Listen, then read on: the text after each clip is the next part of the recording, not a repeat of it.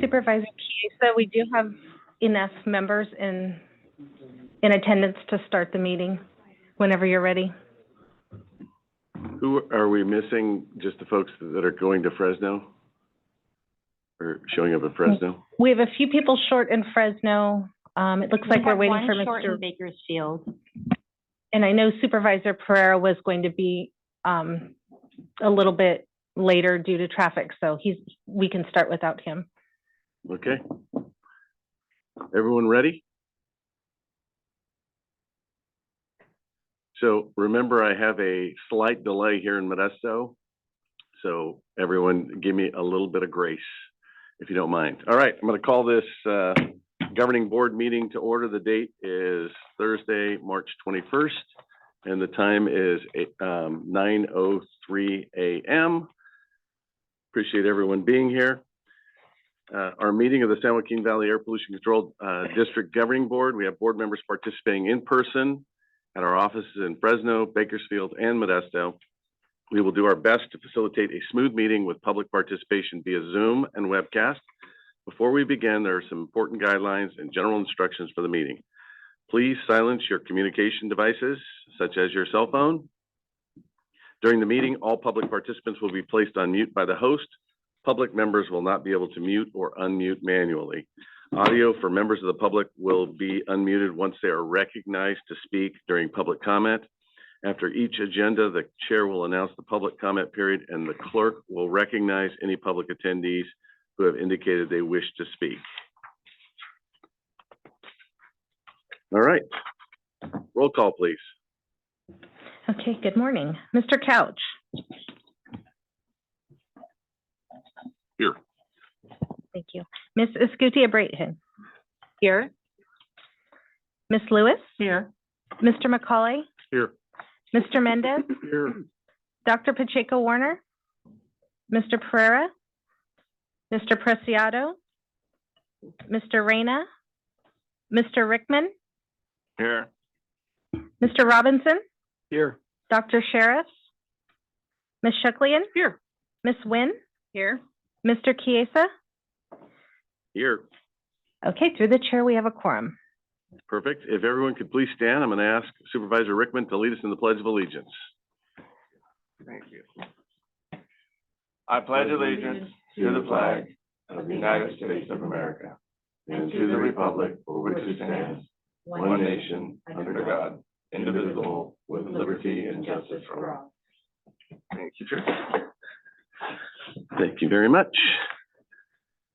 Okay, we're going to move on to item number 4, which is approval of the consent calendar.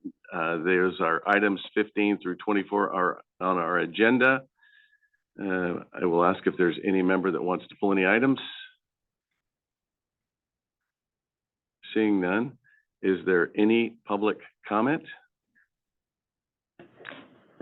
Are there any members of the public in Bakersfield that would like to comment on the consent calendar items? No comment in Bakersfield. Thank you. Are there any members of the public in Modesto that would like to comment on this item? No public comment in Modesto. Thank you. Are there any members of the public in Fresno that would like to comment on this item? Seeing none in person and no online comments. All right, perfect. I'll entertain a motion. So moved. A motion by Rickman, Second. second by Escutia-Brayton. Okay, Roll call, call the please. roll. Mr. Couch? Yes. Ms. Escutia-Brayton? Aye. Ms. Lewis? Yes. Mr. McCauley? Yes. Mr. Mendez? Yes. Mr. Rickman? Yes. Mr. Robinson? Yes. Dr. Sheriff is not here. Ms. Shucklian? Aye. Ms. Nguyen? Aye. Mr. Chiesa? Aye. Through the chair, motion passes. Perfect. Thank you very much. On to item 5. It's public comment period. This time is made available for comments from the public on matters within the board's jurisdiction. Items 7 through 10 will have an individual public comment period, and it is requested that comments on those items be made at that time. Attention is called to the fact the board is prohibited by law from taking action on matters discussed that are not on today's agenda. Is there any public comment? Are there any members of the public in Bakersfield that would like to comment? Yes, ma'am. Just one moment. Thank you.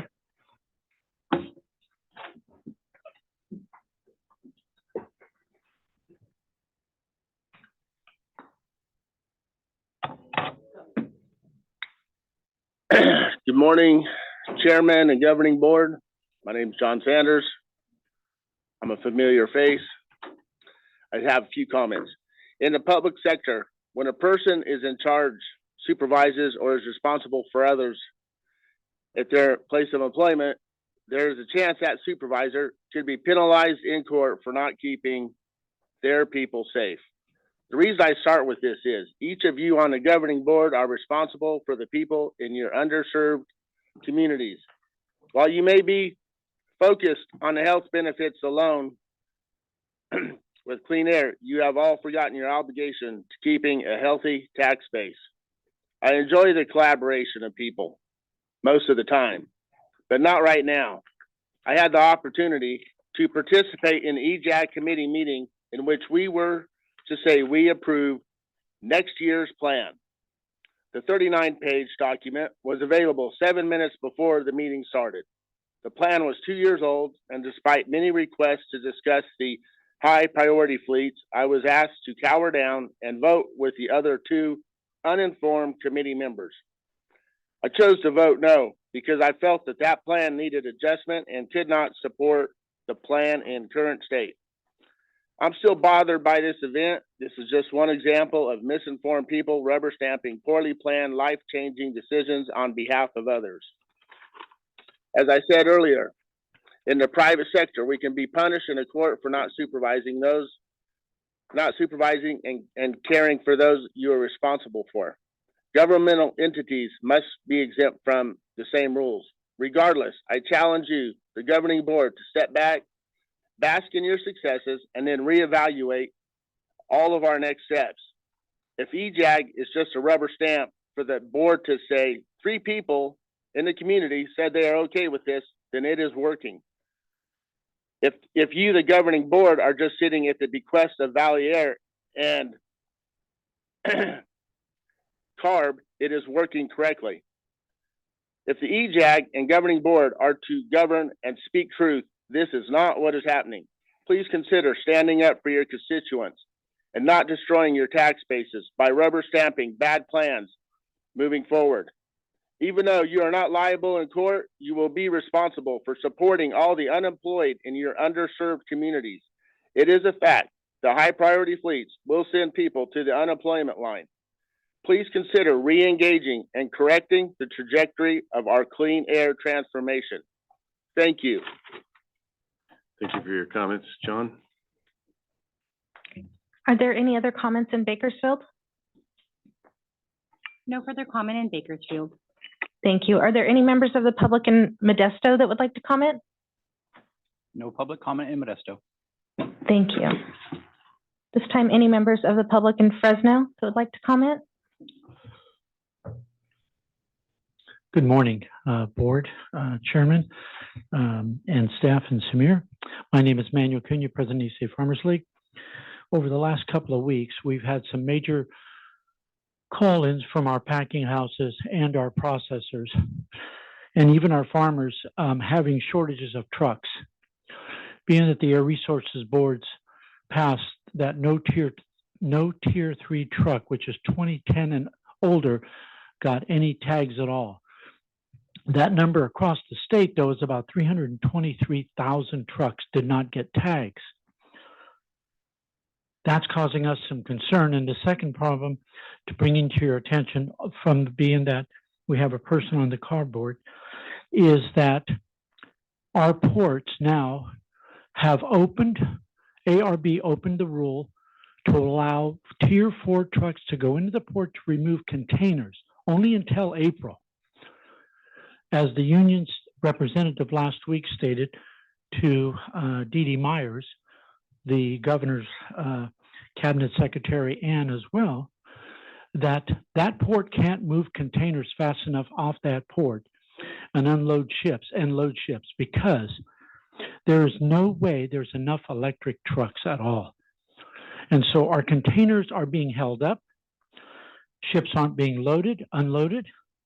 Our ag products are going to sit in some yard somewhere, either in Oakland or in Long Beach or LA.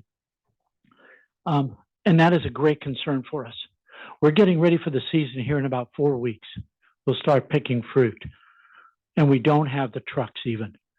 And to state, I'm greatly concerned, we will be submitting a document called the California Sustainability Coalition that has a lot of cities on it and counties and a lot of industry saying, where are you going to get the trucks? And the cost is prohibitive, including even low hydrogen. So as you see the document that we will forward to this board and to Samir and his team, but to bring to your attention, we have a real crisis at our hands. And that's fine, non-perishable can sit at a dock. But if we have peaches sitting at a dock that don't get to one of our foreign countries, we have a real mess on our hands, and it is coming. When I hear already from our growers and packers, and other ag groups have heard, that's a bad situation. And again, it involves our rural communities, the workers, the jobs, and everything. So I'm hoping that maybe this board can request that they don't shut that April deadline at all for no Tier 4s to go in and unload containers. They have to leave that open. They cannot just go back to electric. There is no way enough electrics at all. There's 235 electrics in Long Beach. They have 18,000 trucks that have to move containers. They have 18 million containers. And that's huge. And Oakland has close to 3 million containers. So again, sorry for the taking the overtime, Mr. Chair. Hey, Just Manuel, bring it to your attention. Thank you. Manuel, a quick question. Can you hear me? The Yes, quick please, question sorry. was, why did they use April as a deadline? I didn't hear the answer to why Tier 4s could only go through April. No answer given. Okay, It was just they extended it. We didn't even know about it until after 30 days, after January 1. I don't know. When you see the document we send to you, you'll see the questions, Mr. Chair, as well as the board, of totally unanswered questions. Again, thank you. appreciate your time. Are there any other members of the public in Fresno that would like to comment? Seeing none in person, we do have one online comment. Connie Young. Good morning, Connie. Good morning. Can you hear me? I can. Great. I'm Connie Young, Fresno resident, retired registered nurse, and volunteer with Citizens Climate Lobby, also known as CCL, and a volunteer with Earth Day Fresno planning team. I'm pleased to begin with heartfelt thanks to Jamie Holt and to the district for your ongoing support of Earth Day Fresno. This volunteer-run event depends entirely on the financial, in-kind, and volunteer support provided by its community partners, and therefore we are deeply appreciative of the district's continuing generosity. This year, Earth Day Fresno will be held at Fresno City College on Saturday, April 13th from 10 a.m. to 4 p.m. There will be local environmental nonprofits, including Citizens Climate Lobby, green vendors, food trucks, kids activities, EV test drives, live entertainment, and more. Once again, the Air District will have a presence there and will be able to promote your Healthy Air Living initiative and incentive programs.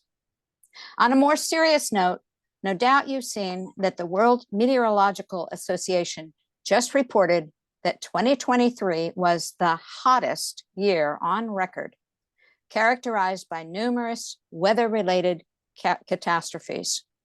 It also marked the warmest 10-year stretch ever recorded. According to the organization's Secretary General, quote, "The World Meteorological Association community is sounding the red alert to the world. Climate change is about much more than temperatures.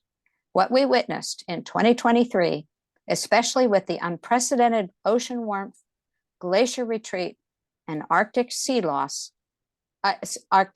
ice loss, is cause for particular concern." End quote. In the U.S. House of Representatives, there's another cause for concern. An anti-carbon tax resolution is coming up for a vote tomorrow. HCON Resolution 86 argues that a carbon tax would be detrimental to the US economy. Yet studies have shown that when designed well, a carbon fee and dividend actually creates jobs while cutting greenhouse gas and air pollution. One look no farther than Canada for an example of effective carbon fee and dividend legislation. I hope you will urge our local members of Congress to oppose HCON Resolution 86.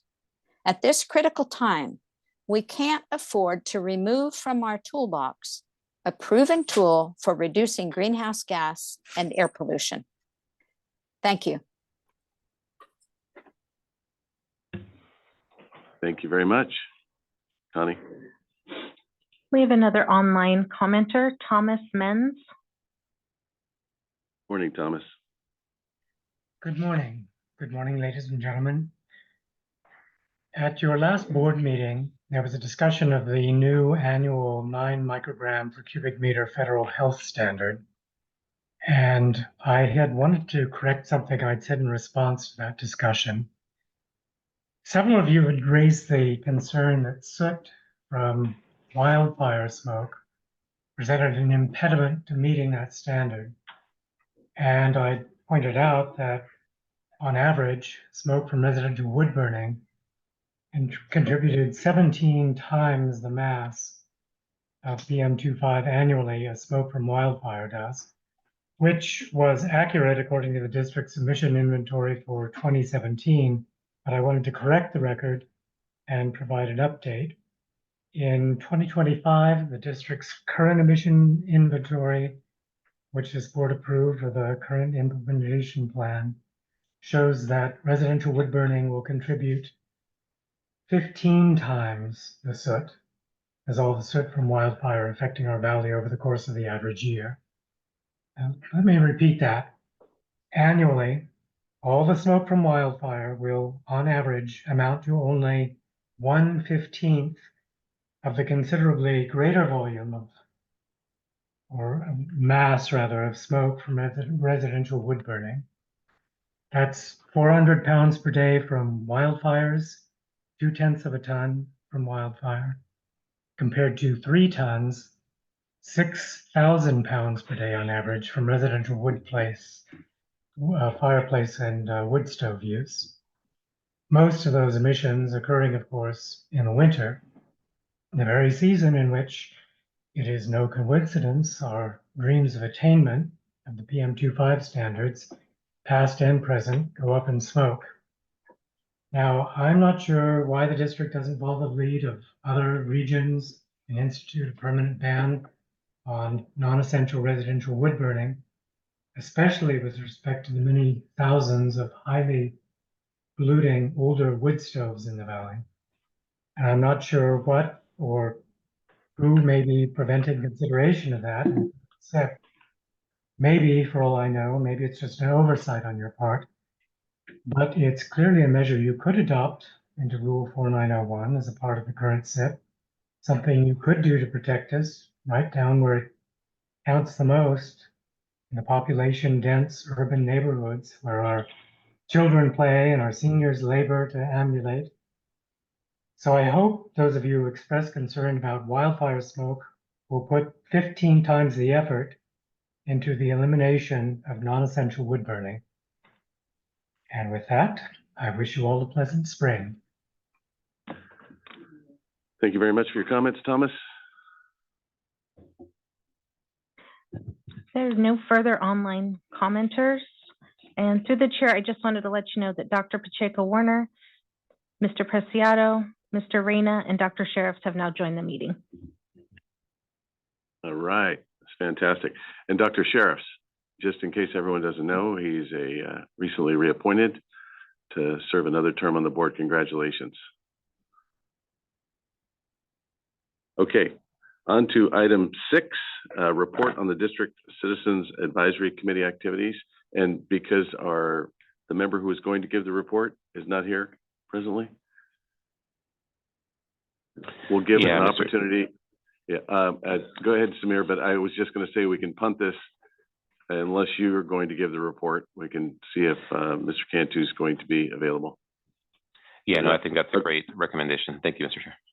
Perfect. All right, so let's move on to item 7, accept and appropriate up to $2 million in supplemental environmental project funding to support valley-wide clean air rooms, residential air filtration incentive programs. Good morning. It's a long Jessica. title. I apologize for that. I know. So, good morning.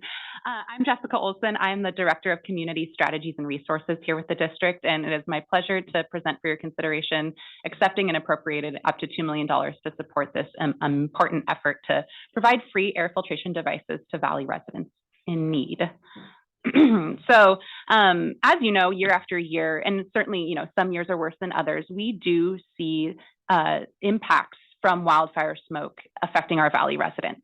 And the district has really been conscious of expanding and developing really clear messaging on what to do to protect yourselves. And some of that messaging is to really encourage folks mostly to stay inside and avoid the outdoor wildfire smoke and to create a clean air environment within the home. And one of the ways to do that is to provide folks or ask folks to provide for themselves a clean air device or air filtration device that they can plug in and create a clean air space or clean air room, as we call it. High efficiency particulate air devices or HEPA filters can reduce particulate matter. It says here more than 90%, but oftentimes up to 99%. So really providing a very clean environment for folks. Your board has been really helpful in providing several successful efforts to get these clean air devices for free to the residents that need it the most in disadvantaged and low income community households. Since Valley-wide program has been allocated on a periodic basis the past couple of years, we've allocated over $2.25 million in funding and provided over 13,000 devices to folks across the Valley, which is incredible, but demand and really interest remains high. There are a lot of folks that call and ask us constantly about it. We do not right now have Valley-wide funding for it. And there are currently about 1,300 people that are on the wait list. And that's just because we capped the wait list at some point. So there are certainly several thousands more that we know would be interested. Because this is such an important piece, and because I've been able to have the pleasure to discuss this with your board several times, one of the key takeaways that we hear often from you all and from folks across the Valley is, let's find more funding for this. And so with that in mind, the district looked to a pot of funding from CARB called the Supplemental Environmental Projects Program. This program allows community-based projects to be funded from a portion of settlements from CARB actions and allows us to use it for various projects. But in this case, one of the sectors that you can use it on is just to improve public health. So with that direction, we applied for and were successfully selected for projects up to $2 million from this program. And we want to allocate that directly to reopen the Valley-wide clean air filtration program. So the purpose of today's item is just to accept and appropriate that funding amount and to continue to support this program. So a couple of the things, again, because I've had the pleasure of discussing this and hearing a lot of feedback from your board and really with direction from Samir, we wanted to just talk a little bit about just the program in general and also the eligibility. So residents within the district boundaries, of course, is kind of the first cut, but of course, those folks residing within our disadvantaged and low-income communities as defined by Cal and VirusScreen or other approved tools. We also wanted to make sure we had the ability for folks that are low income, but maybe not in those disadvantaged community census tracts. The idea here, of course, is that this is a free air filtration device. It's not necessarily, especially when we're talking about wildfire smoke impacts, it's not necessarily like where folks live. We know it's being, you know, folks are maybe being inundated everywhere, but their ability to purchase the device on their own. So we're making sure when we reopen this program that there's a streamlined ability for folks that are low income anywhere in the Valley to participate and be a part of this program. And of course, as we always do with our programs, we want to make sure they're equitable and easy to access. So we're making sure that it's streamlined and multiple forms of documentation are allowed for both the geographic qualification as well as the low income qualification.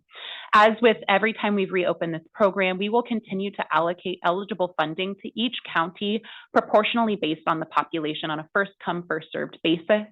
And then as needed, we can shift from county to counties if there's insufficient demand in one and maybe over demand in another. So as a reminder, eligible filters. So we will be providing one free CARB certified HEPA air filtration device. So this CARB certification is important. There are some devices out there that can create other air pollution issues when they try to clean up the air. It can create ozone, the way that it kind of tries to filter through ionization process. So there's a really long list actually from CARB of types of devices that are eligible. So this program provides one of those eligible devices to folks, as well as one additional filter. So this should provide a really long time that folks can be able to get clean air within their homes.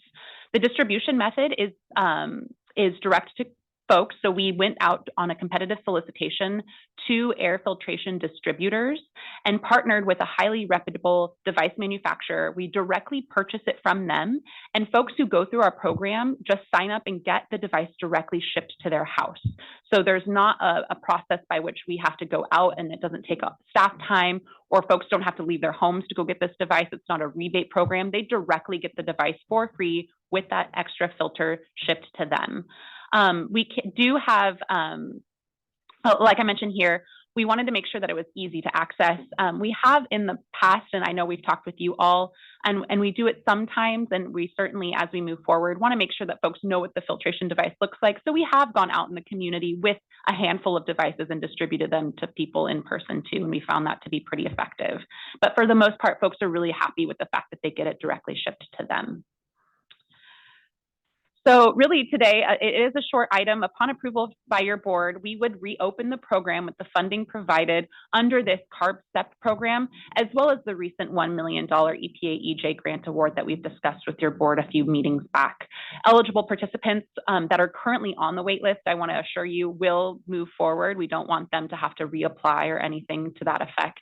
And we'll continue to partner, as we have every time we've opened this program, with local organizations to identify eligible applicants and make sure that we're really doing kind of a grassroots outreach with this program. Of course, we, as experienced in the past, we know that this $2 million will probably also go very quickly. And so we will continue to seek more state and federal funding opportunities based on your board's direction.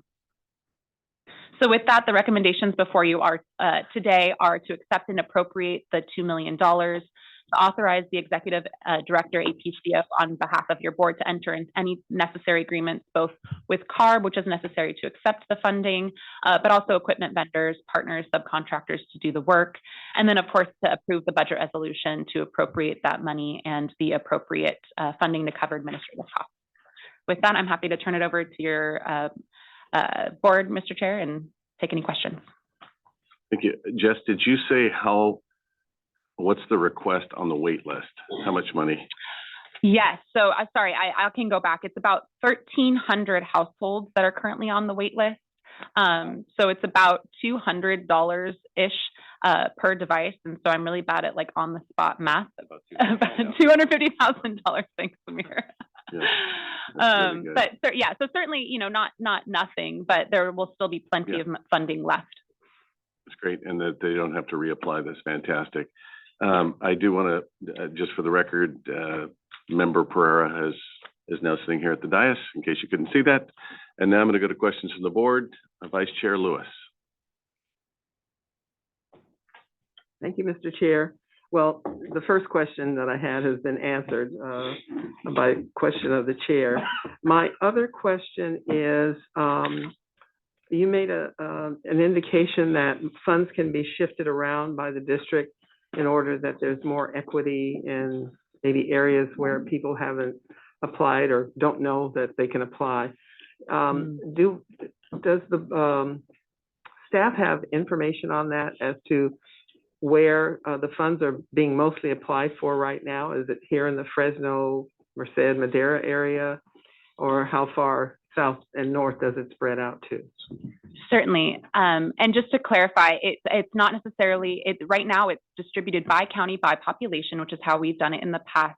And I was just indicating that the funds could be shifted around based on that demand. And to your question, the demand seems like it's relatively, we do have a list by county of folks. It seems like it's relative to the proportion still. So it's across the valley that we're seeing demand on that wait list currently. If I could add a little bit to that, to the chair real quick. The threshold is very high under which we would ever shift funding from, say, one county to another. I mean, I think that's there as a backstop. If after a lot of effort and after a lot of time, we're not able to see that demand, I think we'd have to explore, outreach opportunities and, what maybe really explore, why that's the case, that perhaps we're not getting that demand. So our history has been that it sticks to proportionality based on population.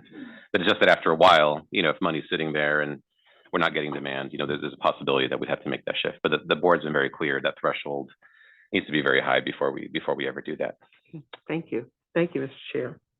All right, Member McCauley? Thank you, Chair. Yeah, just a couple questions. Understanding that there's a high demand for it and trying to be as, impactful as we can. Is this something we might be able to make available to schools so they can get them into classrooms or evacuation centers, churches, senior centers, those sorts of things? Like future iterations of the program, perhaps? Yeah, let me quick response, and then Jeff, if you want to add to it, feel free. So we do have another program called the Clean Air Centers program. We were able to apply for state funding for that program, and I believe there's still even a bit of funding left. I can get you I'll get the board an update on that as to how much is left in the program, but there's interest in it. We actually have been able to deploy quite a few of the more commercial, a little bit larger scale purifiers into community centers, libraries, community center. Yeah, so there has been an effort to do that. That can only grow, I think, over time, especially if there's interest out there. So I'll get a report out to the board on the availability of that funding, but also I think moving forward, we'll continue to see if we can keep expanding that concept.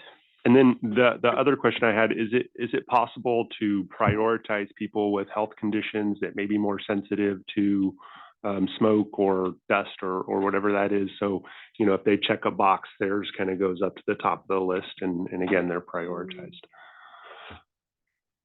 I think there certainly is a possibility for that. And I think the board can deliberate and kind of see, where that goes. It is a first come, first served program. So unlike perhaps a program where you have a set period of time and you get applications and you're able to sort of, sort by priority, that's not really how this program works. It's more of just, so whoever comes in basically gets priority at this point, basically in a low income and disadvantaged community determination. I think that it's certainly doable. How you would define that, I think there's going to be, a lot of questions and methodology that we'd have to come up with as well. I do know that there are other programs and with organizations that we actually partner with and are exploring where for asthma management and other purposes, you also see interventions available, including air purifiers to deal with some of those conditions. So I think that there's a body of work that's already being done that can help with that. But I think the way that it's run right now, it doesn't provide that focus. But I think on the other side of it, everybody really is subject to those impacts. When for example there is a wildfire episode. So I think it's going to come down to, with limited funding, sort of how the board wants to approach that. And I think we'd probably have to actually change the whole approach to be able to do that. Probably have an opening period, look for applications, close it, and then based on what comes in, prioritize. So it would change, I think, the approach of the program as well. Through the chair, if I can add, we are, though, to Samir's point, we do have optional questions on the application to ask folks about their sensitivity. So folks that are younger than 18 or older than 65, folks that have asthma or other breathing problems, just to kind of assess who we are reaching out to. And that was something that came up, I think, as a prior discussion with the board to try to gather data and maybe use that in the future to help understand, how where the program is providing the benefit and, what we're learning from it. And then, Chair, I apologize, one final question. When it comes to wildfire, and I think Mr. Mims mentioned earlier, the wildfire smoke and the smoke from chimneys, when he's referencing that mix are we accounting for all of the wildfire smoke, or is it some of the exceptional events that pulls that smoke out of what we're accounting for? So, can you explain that? That's a great question. We're going to look into more details, behind that. But what Mr. Menz is talking about in his comment is a comparison of residential wood burning emissions and a much more limited set of emissions, hazard reduction burning that happens in our foothill mountain communities, as well as what is now significantly reduced agricultural burning. They kind of get lumped together into a category that is then being compared. And as you know, we've reduced ag burning, quite a bit, and hazard reduction burning is, a certain quantity, but it is not as, on a total basis, not as significant as residential wood burning is. When you now look at whether it's wildfire emissions or significantly increased prescribed burning, which we know is going to be happening, more and more as the Forest Service, CAL FIRE, and others, there's a very large scale plan to do a better job, managing the forests. There is going to be a lot more of that activity going on, and that's certainly on a much larger scale. So hopefully that answers your question. Thank you. And Member McCauley, don't ever apologize for asking questions, for sure. Member Preciado. Thank you, Mr. Chair. So the question that I have is, so you mentioned the nonprofits can help get potential people who are in need, because sometimes I know the staff have been doing an incredible job reaching out to rural communities, but sometimes it's impossible to reach everyone. I've been asked many times that they didn't know about this program, so I mentioned it to them that it's coming back, so they're waiting to apply. So we do have a couple of nonprofits that actually help with like food distribution and have identified, people with low income in our community. So what is the process for them to get involved, or how they can participate, helping identify? That's a great question, and I'll let Jeff explain this a little bit more. But we are looking for those partners. So if anybody on the board has any ideas for any local organizations that have a pipeline of access to communities that we could use to help get the word out, basically we just need to know who those folks are. We do have some funding available under the EJ grant. We have some partnerships that we've built, and there's some capacity funding for some, basically some mini grants and some grants that help with some of that outreach.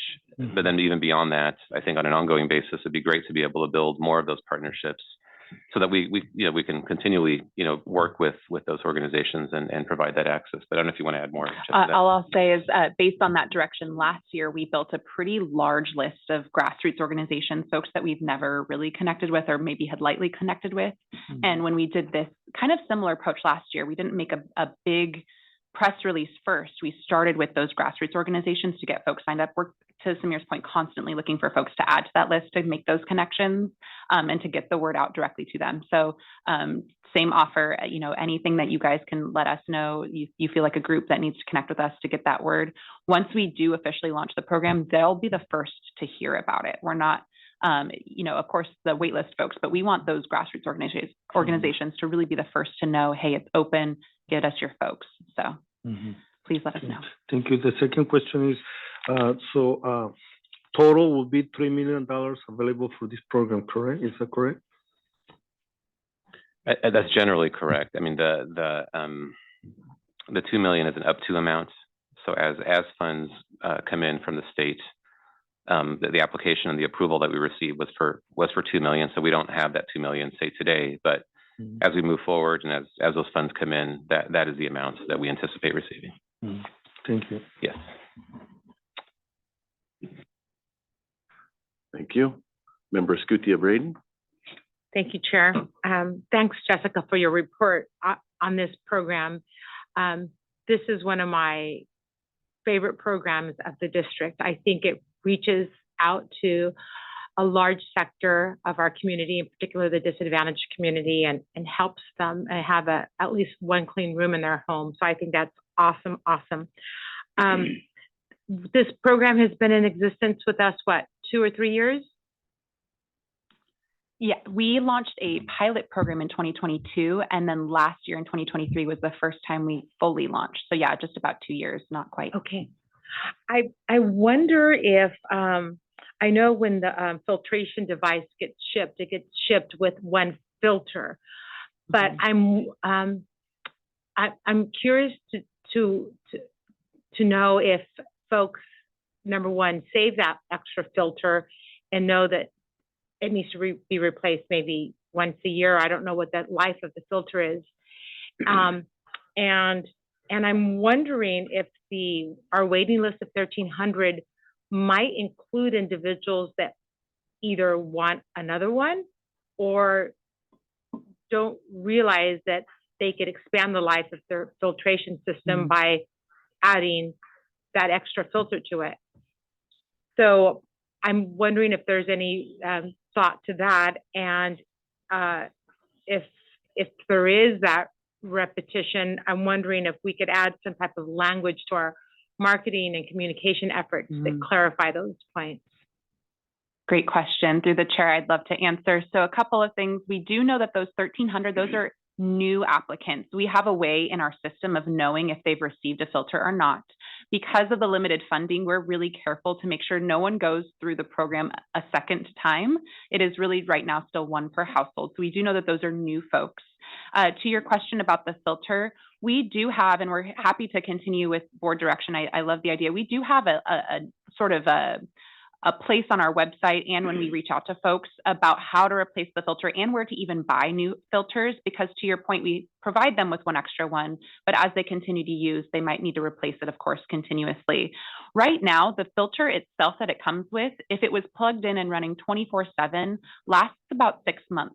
So if we're really talking about the wildfire impacts and folks plugging it in and using it during episodic air quality events, it can certainly last them much longer. And of course, we have that additional filter for use.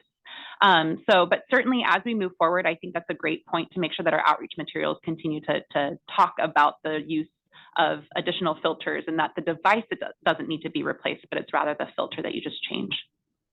That's great, great, great. One final quick question in regards to the accepted and appropriated amount up to $2 million.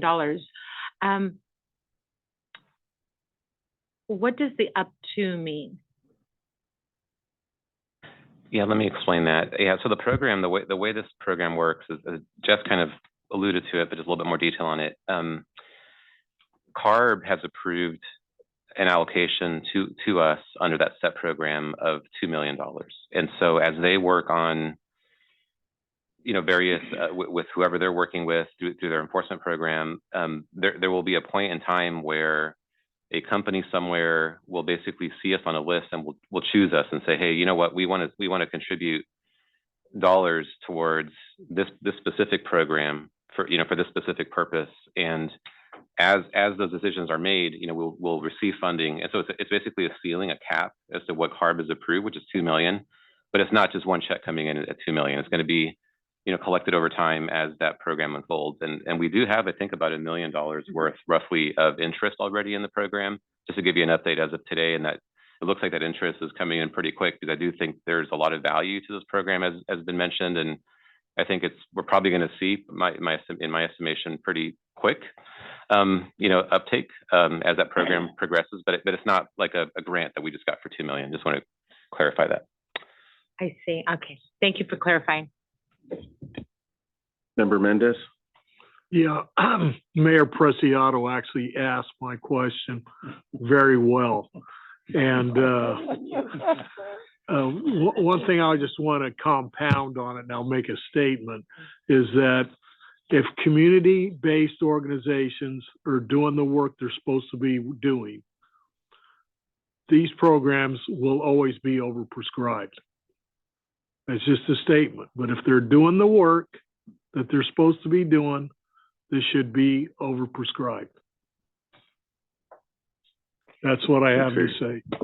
Thanks for your comments. Member Shucklian. My question is, can someone decipher what? No, just kidding. No, that's not my question. How much are the filters, the replacement filters? Do we have a cost on that? Great question. They do range because we provide folks with links for various places to buy them. They're anywhere from $35 to $40. Okay. Yeah, my actual real question that just came off of the other was, do we have a breakdown of those 1,300 that are on the wait list, like per county and whatnot? We do have a breakdown. Like I mentioned, it's pretty proportional across the board, but we do have a breakdown that we can just share with folks kind of, but it is, like I mentioned, that 1,300, it's pretty well distributed across all 8 counties. Okay, thanks. Thank you. Member Robinson? Thank you, Mr. Chair. Do we have a way of guiding those folks that aren't eligible and also letting them know where they could purchase the filters and what types of filters they should purchase?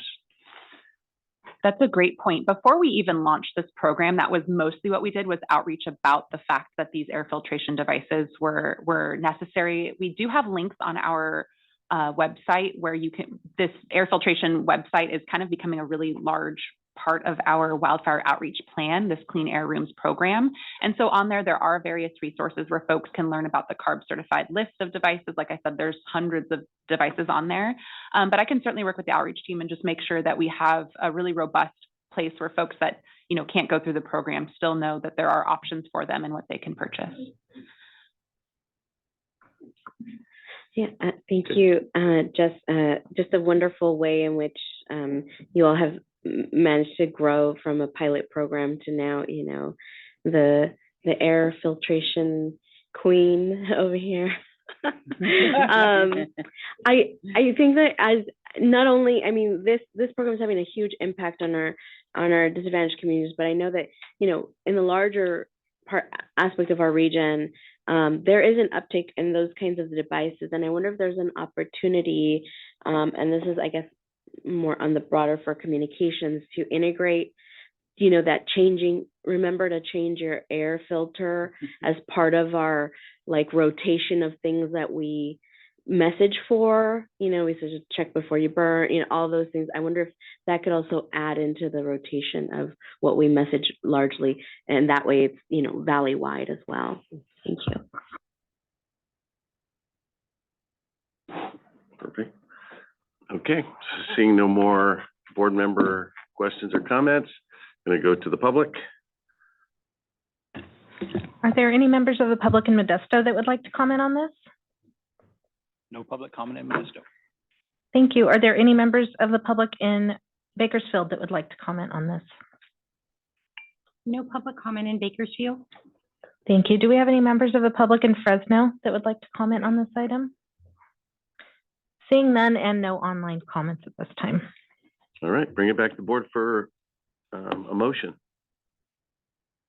Move approval. Second. Second. All right, roll call, please. Mr. Couch? Yes. Ms. Escutia Brayton? Aye. Ms. Lewis? Yes. Mr. McCauley? Yes. Mr. Mendez? Yes. Dr. Pacheco Warner? Yes. Mr. Pereira? Aye. Mr. Preciado? Yes. Mr. Reyna? Yes. Mr. Rickman? Yes. Mr. Robinson? Yes. Dr. Sheriff? Yes. Ms. Sheklian? Aye. Ms. Nguyen? Yes. Mr. Chiesa? Aye. Through the chair, motion passes. Perfect. Thank you very much. Moving on to item 8, allocate up to $600,000 in additional funding for the district's Clean Alternatives to Fireworks Pilot Incentive Program. And Todd will be presenting, and I forgot to thank Jessica for that presentation. Good morning, Mr. Chair, members of the board. Todd DeYoung, your Grants Program Director. If you recall, back in November of 2023, at the Governing Board Study Session, your board received a detailed presentation regarding the significant health and public safety impacts of fireworks, large-scale fireworks programs. Pollution from fireworks impacts the valley's air quality, specifically on holidays such as the 4th of July and New Year's Eve and other times during the year when fireworks are heavily used. Toxic chemicals in these firework emissions, including heavy metals, are particularly harmful to public health. They pose a public health concern, and then they also cause those neighborhood level impacts during those times of year. Among the various recommendations to promote alternative practices and reduce the use of fireworks, your board authorized the creation of what's called the Clean Alternatives to Fireworks Pilot Incentive Program. Your board authorized an initial valley-wide allocation of $250,000 for this pilot program. So what are clean alternatives to fireworks? So again, given the significant health and public safety impacts, many areas of the country have opted to transition away from these large-scale fireworks shows and have moved towards alternative shows, such as drone light shows and even laser light shows have been used in these cases. These shows the drone shows utilize a fleet of these drones, each fitted with brilliant LEDs. There's a photograph there on the side of a drone show from, I believe that's from Texas last year. They create these great patterns and they're illuminating in the sky and they're really an interesting show. They're generally partnered with music and part of a larger festival activity. They're a contemporary alternative to these traditional fireworks display. They're highly customizable. They're unique and can be prepared for any event. Depending on the size and complexity of these shows, generally speaking, they're within $20,000 to $50,000, maybe up to $100,000. Although some of the more elaborate programs we have seen that when we were doing our research have gone as far as $1 million. Some of the big New York type shows and some of the really, really large shows. So they can get fairly elaborate. So the program that your board authorized back in November had a certain criteria, and I'll just go through these briefly. You've seen these before if you were in attendance at the November study session. The initial program funding was up to $250,000. Obviously, as part of this item, we're asking to increase that to up to $850,000 to accommodate all eligible applications that we received. It's a first come, first served basis based on the submittal of a complete application. Public and private entities are eligible to apply. The only caveat is that they must have show locations obviously within the district boundaries. Projects that can document a reduction of large scale fireworks through the use of these alternative drone shows or other approved alternatives are eligible under this program. So they have to show a documented reduction in the use of fireworks or a planned reduction in the use of fireworks through these shows. Eligible costs obviously include the contracting with the drone show operators, local permitting, and then associated insurance requirements that may be required as part of these shows. We're proposing to provide up to $50,000 per event. And then funding is limited to one show per entity per calendar year. So based on these criteria, in February, we opened a solicitation on February 5th, Valleywide. We made the information available on our website. We conducted outreach through our various email listservs. We have targeted email listservs that include all cities and counties and public agencies, as well as anybody who's been interested in district incentive programs in the past and has signed up for these listservs. We've also met individually with interested parties throughout the open solicitation period to answer questions, help them formulate a plan, help them look at their application materials, and submit a good application to the district. We closed on March 1st, and we had over $845,000 in applications. We received 25 applications, as you can see on this slide, for a wide variety of events, including 4th of July, high school graduations, county fairs, rodeos, other types of community events, as well as sporting events. So this next slide just shows a summary of the applications that were received by county. There is a more detailed listing of the applications received in your packet, so you can take a look at that as well. But again, we had a grand total of $845,500 in applications. And we're continuing to work with all of these applicants to, number one, ensure that they're eligible, verify their reduction in fireworks use, and sort of go through that process to make sure that they're meet all of the eligibility criteria for the program.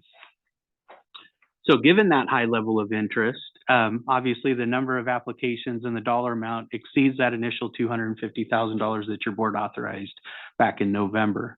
And so to accommodate the interest in the pilot program, we're recommending today to increase that from $250,000 up to a maximum of $850,000 to provide incentive funding, again, for all of the eligible applications that we received under the solicitation.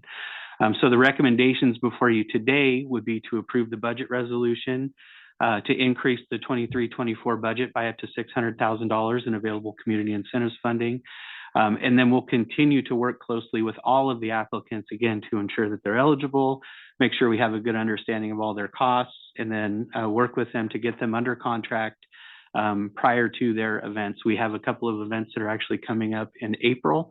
And so with board action today, we can move forward almost immediately with getting agreements in their hands and getting these shows off the ground. So with that, I'd be happy to answer any questions from your board. Thank you. Yeah, thank you very much, Todd. So you had said something about, I think this is just fantastic. When we came up with the idea through the study session, looking for improvements, I have a comment and then I'll have a question. So I see the component of building capacity within the drone industry or some other shows. I think there's been a lack of capacity. You see that the want is there, the desire is there, and we've obviously done a very good job of promoting. The question is on the timing. You said that you're still trying to figure out reductions. If someone doesn't have that done fairly quickly, I'm assuming that there's not going to be an option for them. How much time do you think it's going to take to get the folks through the process?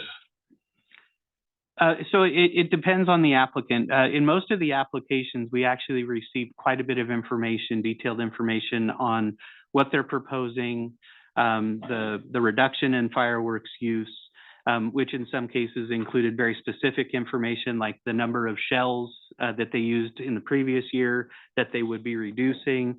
A lot of them provided information about the time of the event. Say they had a 15 to 20 minute show last year, and they're proposing half of that this year, with the other half being made up by the drone show. And so we accepted a lot of different information during the application period, and we're going through that information to ensure that we have that accountability and that we can substantiate the reductions in fireworks usage. So it will, sorry, no, go ahead. No, I was just going to say, so it just depends on the application itself, but we want to focus on those applicants that have drone shows that are coming up, sooner rather than later. So we want to focus on, say, the ones that are coming up in April, May, and then work on the ones for 4th of July. Excellent. Okay. Member Sheklian?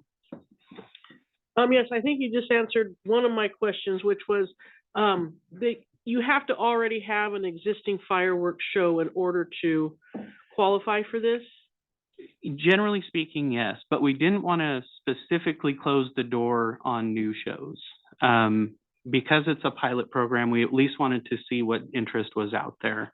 So I believe we have 1 or 2 applications that they were planning a new show, and they were planning a fireworks only show, and they can show us that, hey, we've reached out to fireworks contractors and this is kind of what we'd had in place. And so if we go this other direction, then maybe we would reduce that amount of fireworks by some amount or all. Okay. So we didn't close the door on new shows. Okay, and where is this additional funding coming from? It's coming from the district's community incentives pot, which is locally generated funds. Okay, thank you. Of course. Thank you very much. Member Robinson? First of all, I love the alternative. I've seen a drone display before, and they're quite entertaining. A couple things. Do we anticipate this program also going next year? So, for example, if we go back to our communities and we have some interest, is there a sign-up sheet or something that we can? Yeah, I think that question is still unanswered. I think as a pilot, and we do a lot of pilots here, as you heard earlier, we started off the air purifier program, and it kind of took off with some, and by the way, the funding for the air purifier program has all been this board and the staff going out and actually reaching out and bringing other dollars in to be able to fund those programs. This particular program, I think, based on the experience of the program, how it goes, collecting that data, and then kind of seeing, okay, where do we go from here? I think it's something that the board, is going to receive an update from us on, and then kind of decide, where do we want to see this go? Like, did we make enough headway? Did we have enough alternatives to fireworks, or I was about to say fireworks, but alternatives to fireworks during the first round to have enough interest out there for people who just want to do this on their own, or do we want to do another round, based on a lot of folks that, really have that interest but don't have, say, the means to, say, pay for that extra cost, for the drone show. So I don't think we're, I don't have a recommendation for you on that yet today. I think it's still to be seen with how this particular program goes. Now, we'd love to see if there's interest from others out there for sure. I think maybe that's something that we can work on to see if there's, we'd be happy to commit to, maybe having a list or something like that where we see that interest kind of on an ongoing basis. But it's going to be up to this board, I think, as we talk about future budgets and how this program goes, informed by that as to whether or not we want to continue funding something like this. A couple other questions. One question is, I know we went over this in study session, I've forgotten. Can you remind me again the chemicals that this will help us mitigate? There's a slew of them.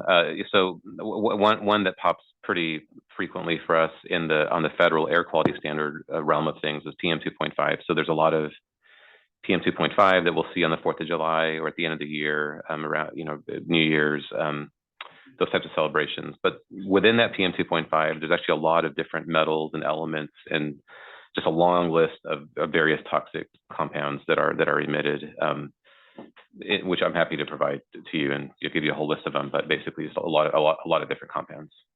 And then lastly, because this primarily focuses on larger groups, you haven't received much pushback, have you, from the smaller groups? Because a lot of them use the fireworks as a fundraising device, but this seems like it doesn't touch them much. Is that accurate? That's correct. These are generally organizations that are putting on a larger scale event. Although I think we have a great mix of large and small entities that have applied for the program. Some very modest requests, $2,500 for a small drone show at a high school graduation, for instance, all the way up to a large scale 4th of July type of event. So I think I was really pleased with sort of the variety of applications that we received and the sort of the range of their ask. It wasn't everybody wasn't asking for the maximum amount.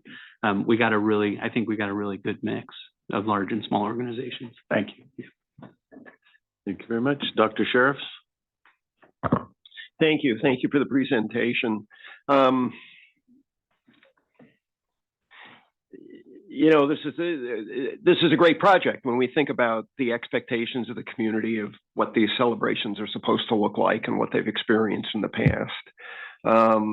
When we think about the adverse health consequences that the last question touched on, it's this predictable deterioration, collapse of air quality in the 24 to 48 hours after, and a reminder that the kind of pollution we're talking about is especially health damaging because of its inflammatory effects when it gets into our lungs and into our bloodstream. And inflammation equates with heart disease and asthma and lung disease. And anyway, and it's the air quality issues. As we learned in November, I think we all gained a greater appreciation for the accidents related to fireworks, for the fires related to fireworks, that there are a lot of negative consequences for communities as well as the positive things that come from these events. So it's really wonderful to see the breadth of interest that this has garnered in terms of big communities, small communities, rural, very urban, different kinds of sites in terms of schools and so on. I guess my question, because this really speaks to the most difficult, we're trying to change behavior.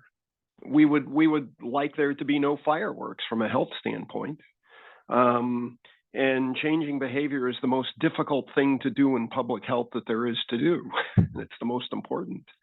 So why are they interested in doing this? Is it just the novelty?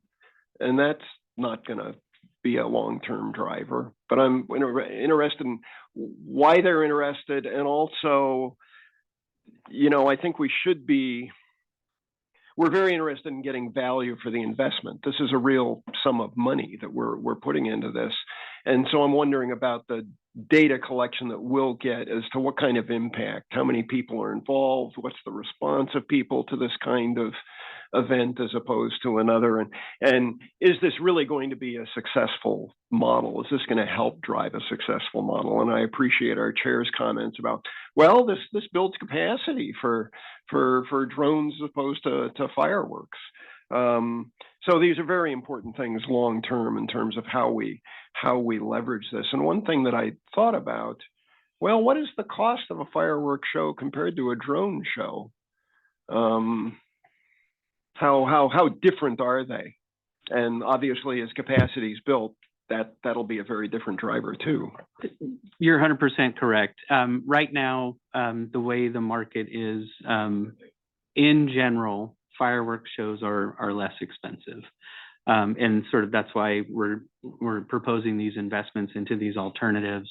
But I think you're 100% right, and this gets to Chair Chies's point about capacity building. I think the more of those contractors that you see in the marketplace, those costs will start to come down as more people accept these, as they're more broadly available. I think the competitiveness of the market will bring those costs down to where they're likely competitive with a similarly sized fireworks show. And I think just to add a little bit on the other part of your question around, accountability and gathering information, that's useful and verifying the feasibility, the long-term effectiveness of the alternatives. I think it is something that we intend on doing with these projects, collecting data on, say, attendance at these events, and hopefully being able to show that that by having successful events in these communities, that the residents are interested in those. Perhaps if it's like a 4th of July kind of a thing, perhaps they're not lighting off fireworks as much in the residential sector by having, say, strong attendance at an Independence Day celebration, which is one of the other benefits. Why one of the whys as to what the value of the program. So we are looking to collect some data along those lines as part of the project. So if there's any ideas on that, there's a balance there in terms of how much data and basically make sure it's reasonable with the partners that you're working with on this. But I think there's an expectation that as a pilot, it's not just funding the project, but also trying to learn about the event and the motivations as much as we can. I don't know if you can necessarily land the exact motivation for why they're trying this out. I would guess it's probably going to be a mixed response. But if we can learn more of that, I think it'll be useful to hopefully have this become more of a viable option down the road. So we're certainly interested in that as part of this project. And again, reflecting back to the study session, because I really hadn't appreciated until then, the presentations from the first responders and the fire department. They're important people to involve in this data collection loop, is to be sure they're aware that there's this change, and we're interested in their impressions of how this works out. Thank you very much. Member Rickman. Thank you, Chairman. With the additional funding, will the application process be reopened, or are we filing or filling previous filed apps to be processed? We would be filling all of the available applications that we received, all of the eligible applications that we received during the open solicitation period. So we're not proposing to reopen it. All right, thank you. Yep. Vice Chair Lewis. Thank you, Mr. Chair. One of my questions is real simple. A drone to me is something that kind of flies above the air and looks at stuff, but what's the difference between the drone and the laser, and how does it interact as far as the show is concerned? So drone shows typically are a fleet of drones, hundreds up to thousands of drones that are controlled by a singular computer, and then they create these sort of spectacular images in the sky. And so every one of them has lights on it, and they're choreographed so that they make these great presentations in the sky. Laser light shows are different. They're generally projected at something, a background, and they're more localized. They're ground-based lasers. They're a similar result in that it's just a visual appearance of something interesting. But lasers they're ground-based, whereas the drones are up in the air and they're all choreographed together. So the pictures that we have in the example is mostly a drone. Correct. And consequently, all of the applications that we received were for drone shows. We didn't receive any for laser shows. Okay. And the other thing that I'd like to just, touch on is one of our board members mentioned police and fire and working with them. It might be a good opportunity for our department and this board to think about trying to engage them to see if maybe cities might be interested in making an ordinance change in regards to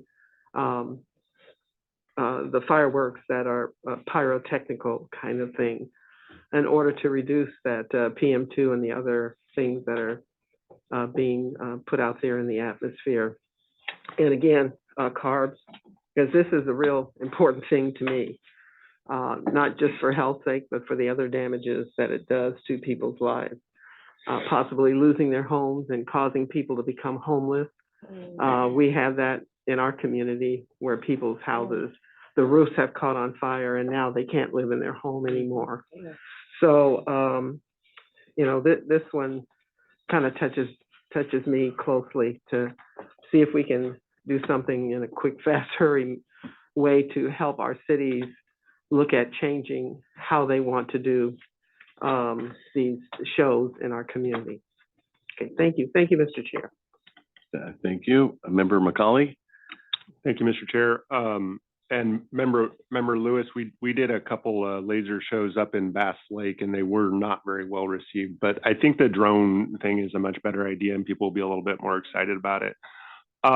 Still, I am a little skeptical about, whether or not organizations will, continue with this long term, understanding the cost differential and, people's preference for fireworks. And so just looking at, alternative uses for what these funds could be used, things like the clean air rooms that we were just talking about, or the Drive Clean program, would really just like to see, some follow-up data. I think as Dr. Sheriff's expressed around this, I think the real change would come with local jurisdictions making, ordinance changes as Member Lewis suggested. But I think, if we had put some kind of commitment around not using fireworks on these organizations, my guess is they wouldn't participate. And I think that just kind of speaks to, why they're doing this is because there's money involved, right? So a little skeptical and sorry for not being quite as rosy as the rest of the board or as tactful as member sheriffs for Dr. Sheriffs, but just wanted to make those comments and ensure that we are taking as much diligence as we can to measure the success of this program as it is a test program. Thank you. Thank you. Member Preciado. Thank you, Mr. Chair. For me, I was the one that took this initiative to my city after the November study session. And I believe it's important as leaders get involved in reducing pollution. So he was very, very supportive, and he actually reached out to the Rotary Club to apply. And I believe this is something that we need to because it is expensive. 25 agencies that apply at a cost of $845,000. And in order to make it continuously, we do need to continue reducing pollution in any which way we can. But I think a pilot program shows that it can be done. And hopefully as technology progresses, communities or counties will be able to provide that service or help provide it at a cheaper price. And I really get shocked every 4th of July when I drive through town. So much smoke pollution is incredible. And that's something that really needs to go away. We're really trying to reduce pollution as we've been doing. But I think we do need the support of communities, counties, and also I really thank the board for having the presentation and finding solutions for that kind of shows. Thank you. Thank you very much. Member Scutia Brayton. Thank you, Chair. And this is a question for Mr. DeYoung. So if the allocation is approved today, and since this program is working on a reimbursement basis, and July is just a few months away, is it our intent that the applicant would be reimbursed for this period or next year? No, our goal and our intent would be to provide agreements in advance of these shows for this year. We've got an agreement ready to go. And once we've finalized all the applications, our intent is to get the agreements in place prior to this year, starting actually in April, and then they would be reimbursed for this year's events that they've applied for. That's wonderful. I personally plan on attending one or both of the drone events in my region. I think it would be lovely if other board members could perhaps attend their regional drone events, just so that we could be better informed and walk away with that experience and bring that back to an evaluation of this program and see if this is indeed something would be of value to do again next year or not. Thank you for the time. Thank you. Member Raina? Thank you, Chair. I'm seeing this chart which lists the applications, and I see no applications from Kern County, and which is disappointing. And I wanted to ask, I know that staff reached out through different methods, but can we improve outreach to perhaps get a better participation from all counties? And also, I wanted to ask regarding this program, which is a pilot program. Many communities in Kern County have fireworks shows. I think it's a very important part of the 4th of July celebration. And I think that the focus of this program is to reduce pollution around the 4th of July. And I think this is going to make a big impact, as Mayor Preciado was just talking about how he sees around his city all the pollution. And I do the same thing. But I think if we continue this program, my question is, are we going to continue to fund the same organizations that have applied in the previous year, or are we going to open it, if there is an interest, to other organizations, or will we be able to fill the funding or find the funding to fund all of the people that apply? I know that's a mouthful, but maybe you can answer those questions for me. Yeah, I'll take a first shot, and Todd, feel free to add to it through the chair. No, first of all, in the outreach, that's always something that we're looking at, doing better with all of our programs. I think if there's any ideas there, and if you're all representatives to your communities, and so as was discussed earlier, if you have any outlets that we could be using for that outreach, we're always exploring those. I definitely appreciate that comment. And then on your second question, I think you raised some good questions that the board is going to need to deliberate, in the event that we do want to continue pursuing this, in terms of how much funding, we want to provide. Perhaps there's a lot of decision making that happens, once you do a pilot like this, and we've done this over and over and over again with other successful programs that we have. When we learn more about the cost, interest, motivations, you can always design programs that don't necessarily put as much money, say, into the event, also to stretch the dollars further. That's another possibility as you think about this down the road. The question that you raised about who's eligible, if somebody already participated versus somebody who hasn't, I think that's a big decision that the board would have to make as well. And then the funding source, and amounts, right? How much money out of, as Dr. Sherris pointed out, there's a lot of different things, and Supervisor McCauley, we could be funding different things. So how much money do we want to put into this?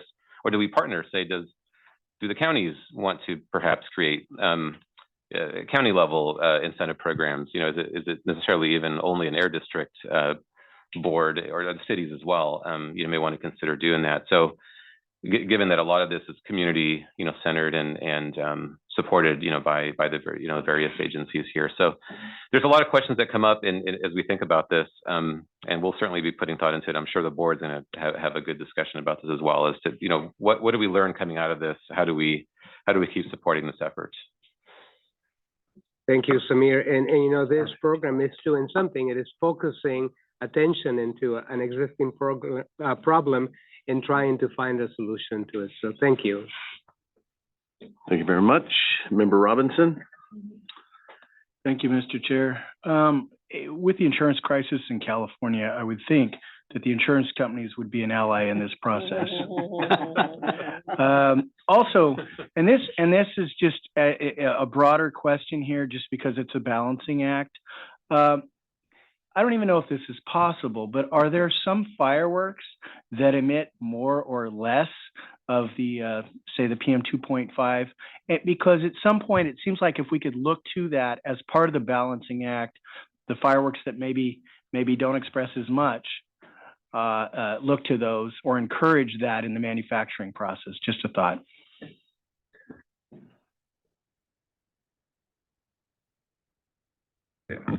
Thank you very much. All right, I see no more comments, so we're going to go out to the public. Thank you. Are there any members of the public in Bakersfield that would like to comment on this item? No public comment in Bakersfield. Thank you. Any members of the public in Modesto to comment on this item? No public comment in Modesto. Thank you. Do we have any members of the public in Fresno that would like to comment? I do have one coming to the podium. Mr. Chairman, board, some of you think, what is he doing talking about this? My God, or my gosh. We also need to worry about the dogs.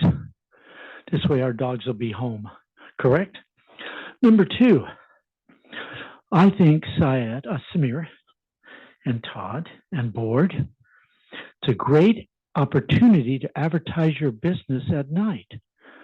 I can see the Unified Air Pollution Control District on one of these presentations. I could see the businesses that derive income, the Girls and Boys Club, whatever, Marjorie Mason, all of these people use the 4th and various things to raise money for their community nonprofits. So I can see a light show that says, brought to you tonight by, I don't know, Pepsi Cola. I guess that's a safe one to use without getting into trouble and advertising anybody. But I think there's some great opportunities. I've seen one of these shows, and they're, the part that is all these little drones, Todd. Man, if you don't hit the right lever, we have a disaster. We have the crash in the air. I mean, it's ungodly. I don't know how. But I think it's a great opportunity.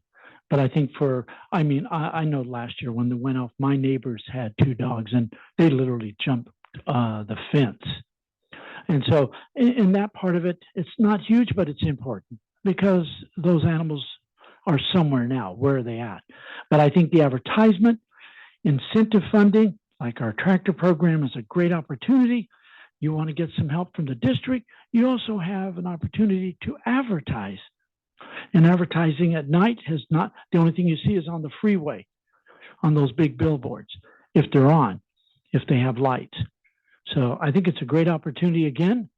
I agree. It's another piece of that 2.5 we're going after, but we want to do it safely and correctly. And if there's a real reduction, and I believe there is because of that amount of time.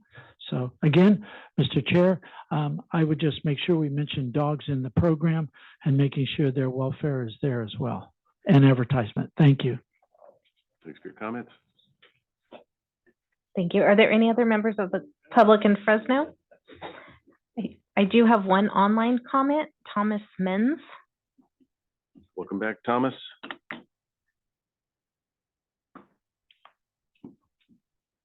Yes, I suspect Supervisor Robinson that it's the ground level residential fireworks that are the safe and sane that are producing more of the PM2.5 problem. I don't know, but I do hope this takes off. The drones provide such a huge spectacle that it becomes more popular than the fireworks, but I'm skeptical. But you know, 4th of July and New Year's are certainly filter-worthy days.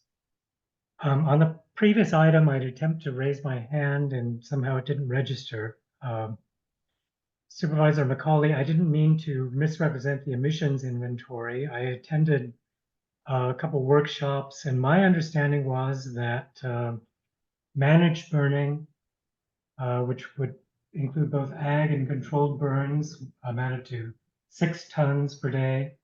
That residential was 3 tons per day, and there's a third category, fires, that's 0.2 tons per day, which I took to be wildfire, and staff didn't contradict me when I suggested that was the case, but maybe I have that wrong.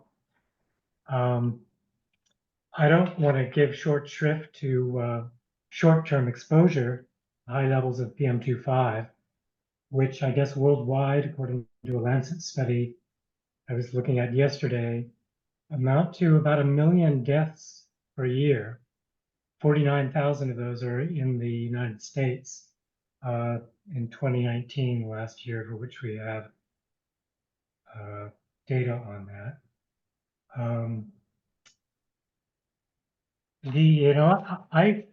I think that the filtration program is very important. I spend, I think, $400 a year for twice a year for 2 MERV 16 filters for my house to clean the entire house.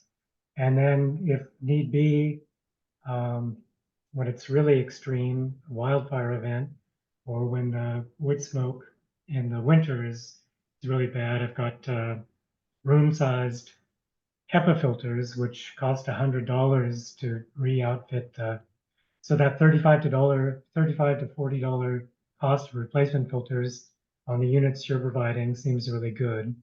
I know you also have the box fan with the MERV 14 filters, which you have on your site and have cited before, and those are really effective. But maybe somebody could clarify on the emissions inventory, whether I have that right about what is listed as fires, and I would appreciate that. Thank you. Thank you for your comments. There's no further online comments. Okay, could someone clarify for Thomas?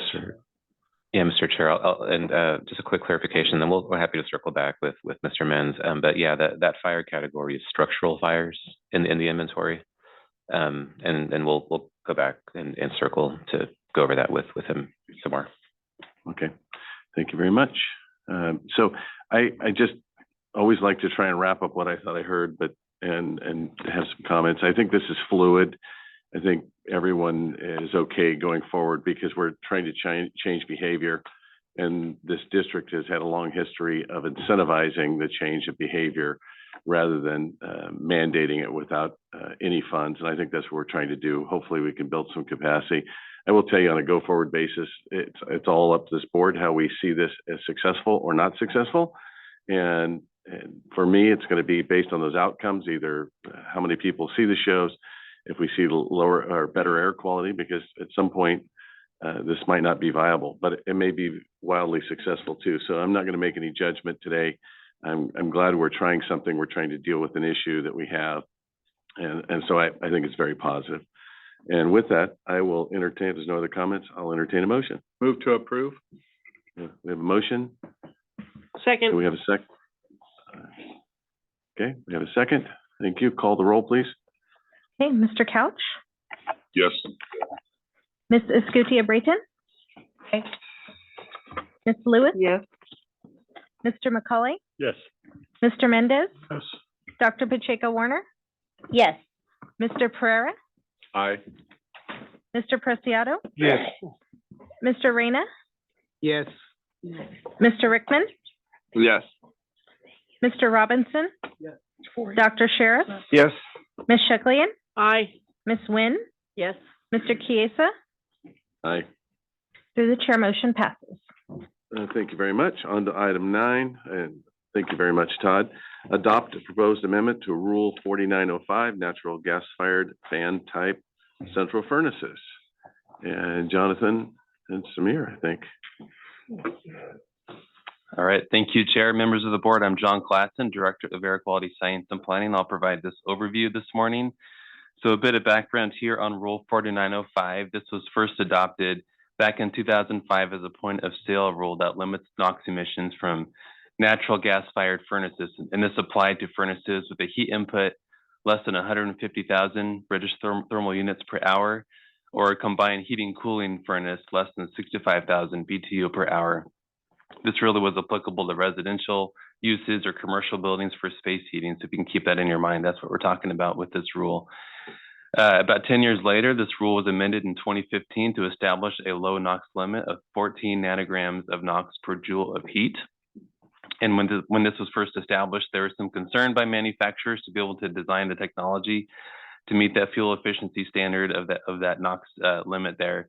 And because of that concern, a 3-year timeline was set up where manufacturers could still manufacture and sell a non-compliant unit, but in exchange, they had to pay an emissions fee on top of selling that unit.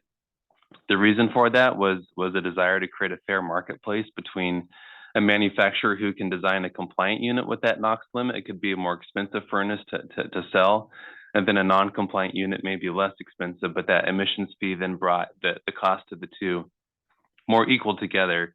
So we have a fair market while the technology continues to be developed for these different types of furnaces. So through this process over the years, manufacturers have been successful in developing units that meet this 14 nanogram per joule NOx limit over time, except for one category that still remains, and that's for manufactured home furnaces or a mobile home, is what we're talking about. Manufactured homes represent about 1% of the total units sold in the valley. So this is just a very small percentage of what's left over that needs to be developed. And some of the challenges that are being faced with developing a technology that meets this low NOx limit, the design of furnaces for a mobile home are very different from what we see in a larger home or commercial setting. Currently, there are only 2 manufacturers in the valley that develop and sell these types of units, so there aren't a lot that do this. It's a more specialized type of device. It uses a sealed combustion process where it's drawing air from the outside into the furnace for combustion. There's a more limited space in this type of a setting, smaller ducts in mobile homes, air pressure concerns in different ways. So because of this, the design of a unit like this that can meet the low NOx standard is more difficult and it's taking more time. In addition to that, manufacturers of these units are also placing a priority on developing zero emission technologies as well, seeing where things are going with the state of California. For zero emission technology, they're placing a lot of focus there in recent years and less focus on low NOx technologies.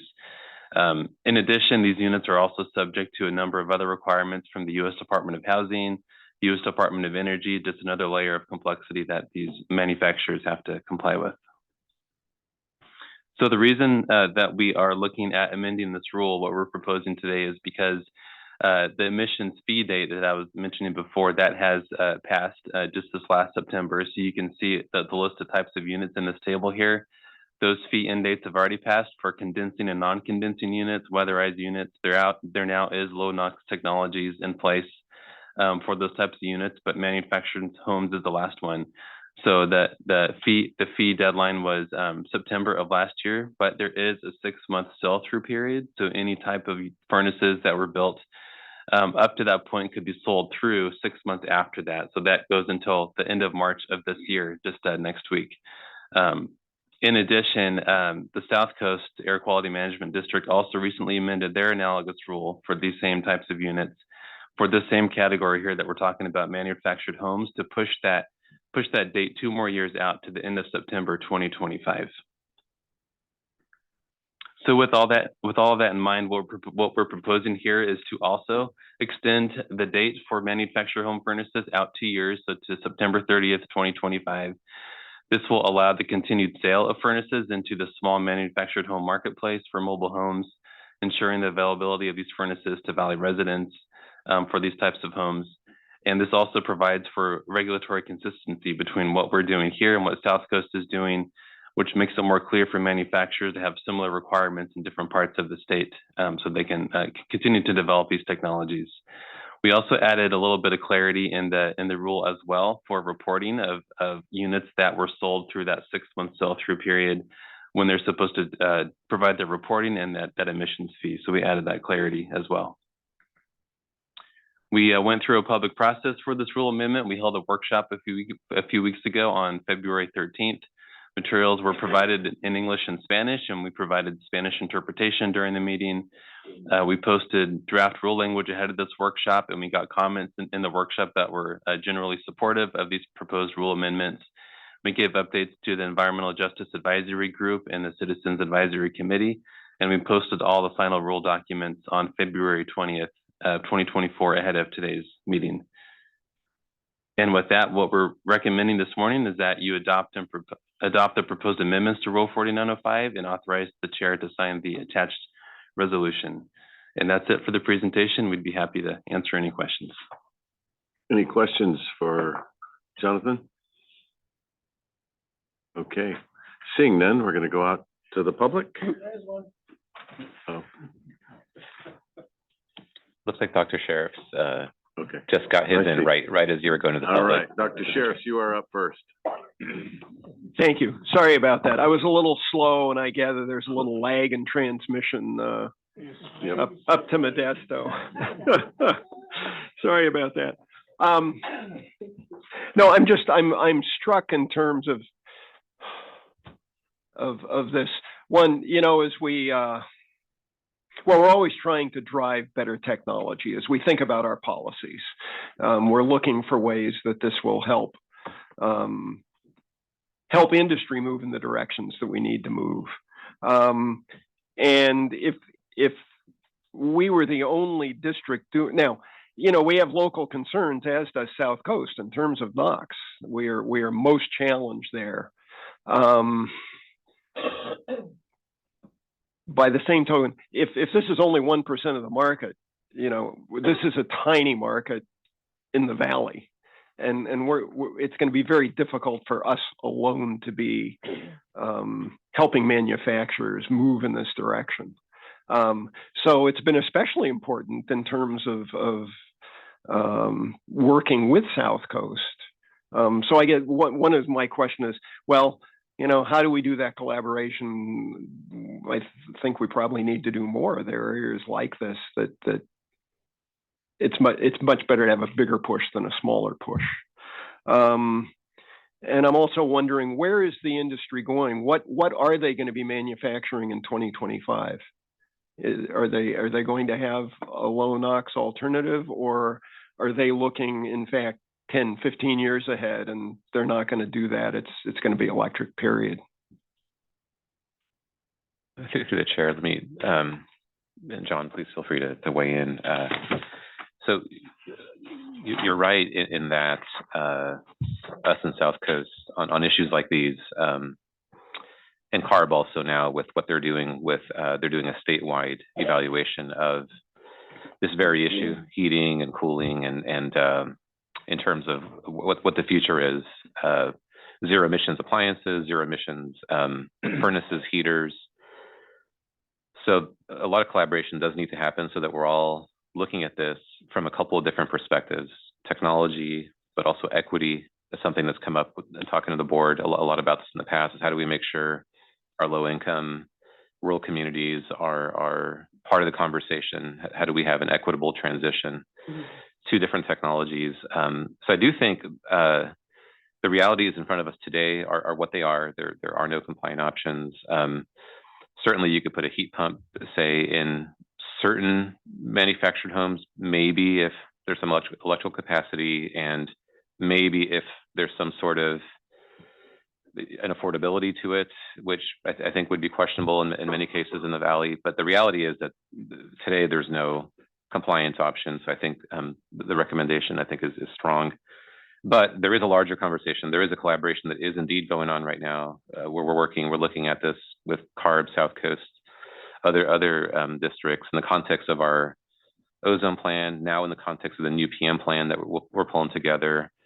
I do, for example, think it's going to be likely that there's more rebates available for heat pumps and other technologies. I see as a preview some recommendations coming the board's way as we think about the new plan that we're pulling together that aren't necessarily tied to replacing residential wood burning. So I think that's something that we're looking at right now, because I do think technology is shifting quite a bit over the next couple of years. I can't predict exactly where it's going to go, because I think manufacturers are looking at this from a lot of different perspectives. There's what's happening in the Valley, what's happening in LA, what's happening in the state, and what's happening in the country, right? These are national manufacturers. So there's a lot of different things that are, I think, playing into that. We're hopeful that there are compliant options by the end of that, 2-year period. But what we also know is that there's probably going to be a lot of movement with other technology, say like electric heat pumps, and there's a lot of push for bringing more of those types of resources, say, into lower income communities. And I think a lot of that depends on how successful those efforts are as well, to provide that level of access to residents as those policies play out over the next several years. So we'll see, how that looks. But I just wanted to let you know, and we've talked about this before, and it's a great question that you asked. It is going to require looking at this, beyond our region and working with others to see how we can keep, pushing the envelope when it comes to technology. Thank you. Member Nguyen? Well, thank you, Samir. You pretty much answered my question, was what were the manufacturers giving you insight during those meetings? But also I was concerned about the transition for the lower income families from the gas. So sounds like it's a couple years out now. So thanks for that detail. Thank you very much. Now, seeing no more member questions, let's go to the public. Okay, are there any members of the public in Bakersfield that would like to comment on this item? No comment from Bakersfield. Thank you. Any members of the public in Modesto to comment on this item? No public comment in Modesto. Any members of the public in Fresno that would like to comment on this item? I'm seeing none in office, but we do have one online, Thomas Menz. Yes, I took advantage of the district incentive program for a heat pump. And I love it. It saved me money compared to the gas heater that it replaced, which was 35 years old and not as efficient. So the efficiency just really has lowered my monthly cost. I understand that heat pumps for the last 2 years running have outsold gas heaters. And it looks like that trend is going to continue, even in places like Maine, which seems to be a leader. I mean, as cold as it is there, they're still quite viable. So it seems like they should be viable any place here, certainly. Rounding back on the issue of emissions from wildfire smoke into the valley, maybe there isn't really an emissions inventory. Maybe no calculation has been done on that. But if somebody wanted to round back on me right now, I know you have my email address, you have my phone number, but if somebody wanted to publicly round back upon that right now and say whether there is or isn't a calculation of the impact of wildfire smoke, I would sure appreciate it. Thank you. Thank you for your comments. There's no further online comments. Okay, bring it back to the board for motion. Move to approve. Second. Motion Pereira, Escutia Braden. Call the roll. Okay, Mr. Couch, Yes. Ms. Escutia Brayton, Aye. Ms. Lewis, Yeah. Mr. McCauley, Yes. Mr. Mendez, Yes. Dr. Pacheco Warner, Yes. Mr. Pereira, Aye. Mr. Preciado, Aye. Mr. Reyna, Aye. Mr. Rickman, Yes. Mr. Robinson, Yes. Dr. Sheriff, Yes. Ms. Sheklian, Aye. Ms. Nguyen, Yes. Mr. Chiesa. Aye. To the chair, motion passes. Perfect. Thank you very much. On to item number 10, receive and file district's annual air toxics report for 2023. Brian and Samir will be presenting. I'd like to introduce Seth Lane, actually, the manager in technical services who oversees this program. Thank you, Mr. Chair. Hi, Seth. Yeah, hey, good morning, Mr. Chair and members of the board. My name is Seth Lane, and as Samir said, I'm the program manager in technical services here at the district. So let's begin. The state and federal governments have identified over 1,700 substances that, when suspended in the air, can end up in your body through various pathways and can cause a risk to your health. These substances, at sufficient concentrations and exposure, can potentially impact human health. These impacts can vary, but when dealing with air toxics, we're talking about health impacts such as cancer, long-term chronic health impacts, or short-term acute health impacts. Some of the more commonly known air toxic examples are diesel particulate matter, benzene, hexavalent chromium, and formaldehyde. These toxic pollutants are not the same as the criteria pollutants, those for which EPA has established national ambient air quality standards, like nitrogen oxides and PM 2.5. But importantly, even small quantities of air toxics are distributed throughout the air we all breathe, and they get created by a variety of sources from cars and trucks to industrial operations and consumer products. To address toxics in the valley, the district operates a multifaceted and comprehensive program that addresses toxics on various fronts. We refer to this approach as the district's Integrated Air Toxics Program. Within the Integrated Air Toxics Program, we combine local, state, and federal requirements under one umbrella. The first one to mention is that the district implements the state's air toxics hotspots regulation that addresses health risk from air toxics from existing operations in the valley. We also evaluate new and modified sources of air toxic emissions, making sure we don't allow new health risk situations to be created from new or expanding operations. We implement a large number of regulations designed to reduce risk from air toxics on a facility basis as well.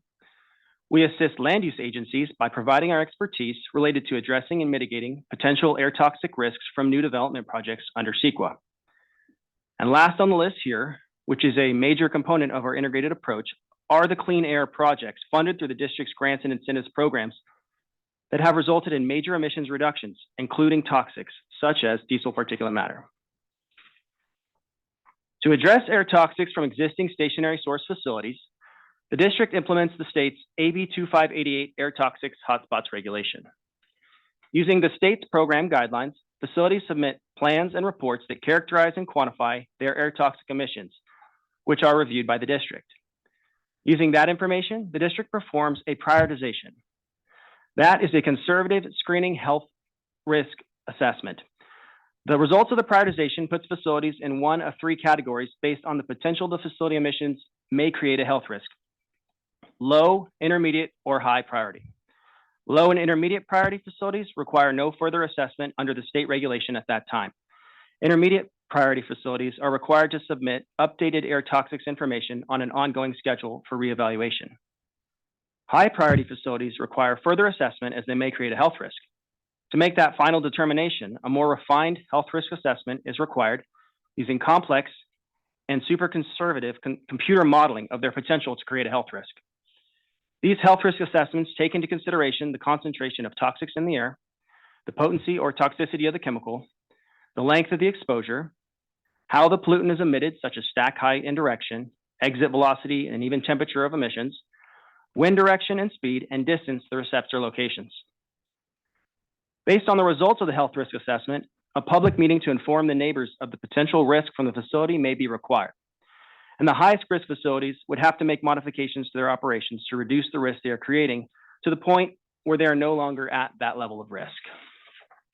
So this slide provides a summary of our recent work in the program as we continue to assess facilities in our valley. Since 2016, we have completed assessments for more than 7,400 valley facilities through 2023. Of those, more than 5,600 are conditionally exempt under the state regulation from further assessment at this time, and more than 1,600 are intermediate priority facilities requiring periodic update summary evaluations. There were 144 high priority facilities that, through a refined health risk assessment, were determined to be low or intermediate risk facilities. And there are 21 high priority facilities that are currently being evaluated with a refined health risk assessment. All facilities categorized as intermediate priority or intermediate risk have continuing emissions reporting requirements under the program to ensure that a facility is reassessed if necessary. So the previous few slides on hotspots were all about existing sources and emissions. Regarding new equipment and new sources of emissions, we analyzed the potential health risk of every single operation for which we're proposing to issue a permit, if that operation emits any amount of air toxics.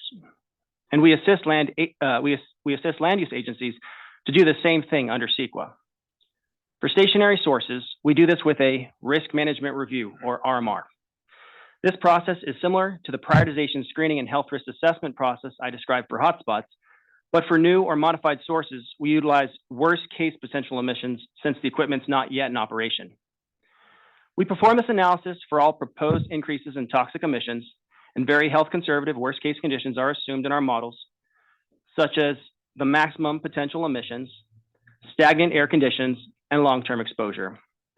And if the operation cannot pass the risk assessment with the best available control technology for air toxics, it's not an approvable project as proposed. We also implement a large number of regulations that are aimed at specific types of facilities or operations to further reduce air toxic emissions in the valley. The district is responsible for implementing, through our permitting and inspection processes, local, state, and federal rules and regulations that reduce air toxics. The state regulations are called Air Toxic Control Measures, or ATCMs, and apply to a fairly wide variety of sources, with a few mentioned on this slide. And the federal regulations are generally called MAC standards for maximum achievable control technology. There are approximately 150 MAC standards for various source categories, including aerospace coatings and wood preserving.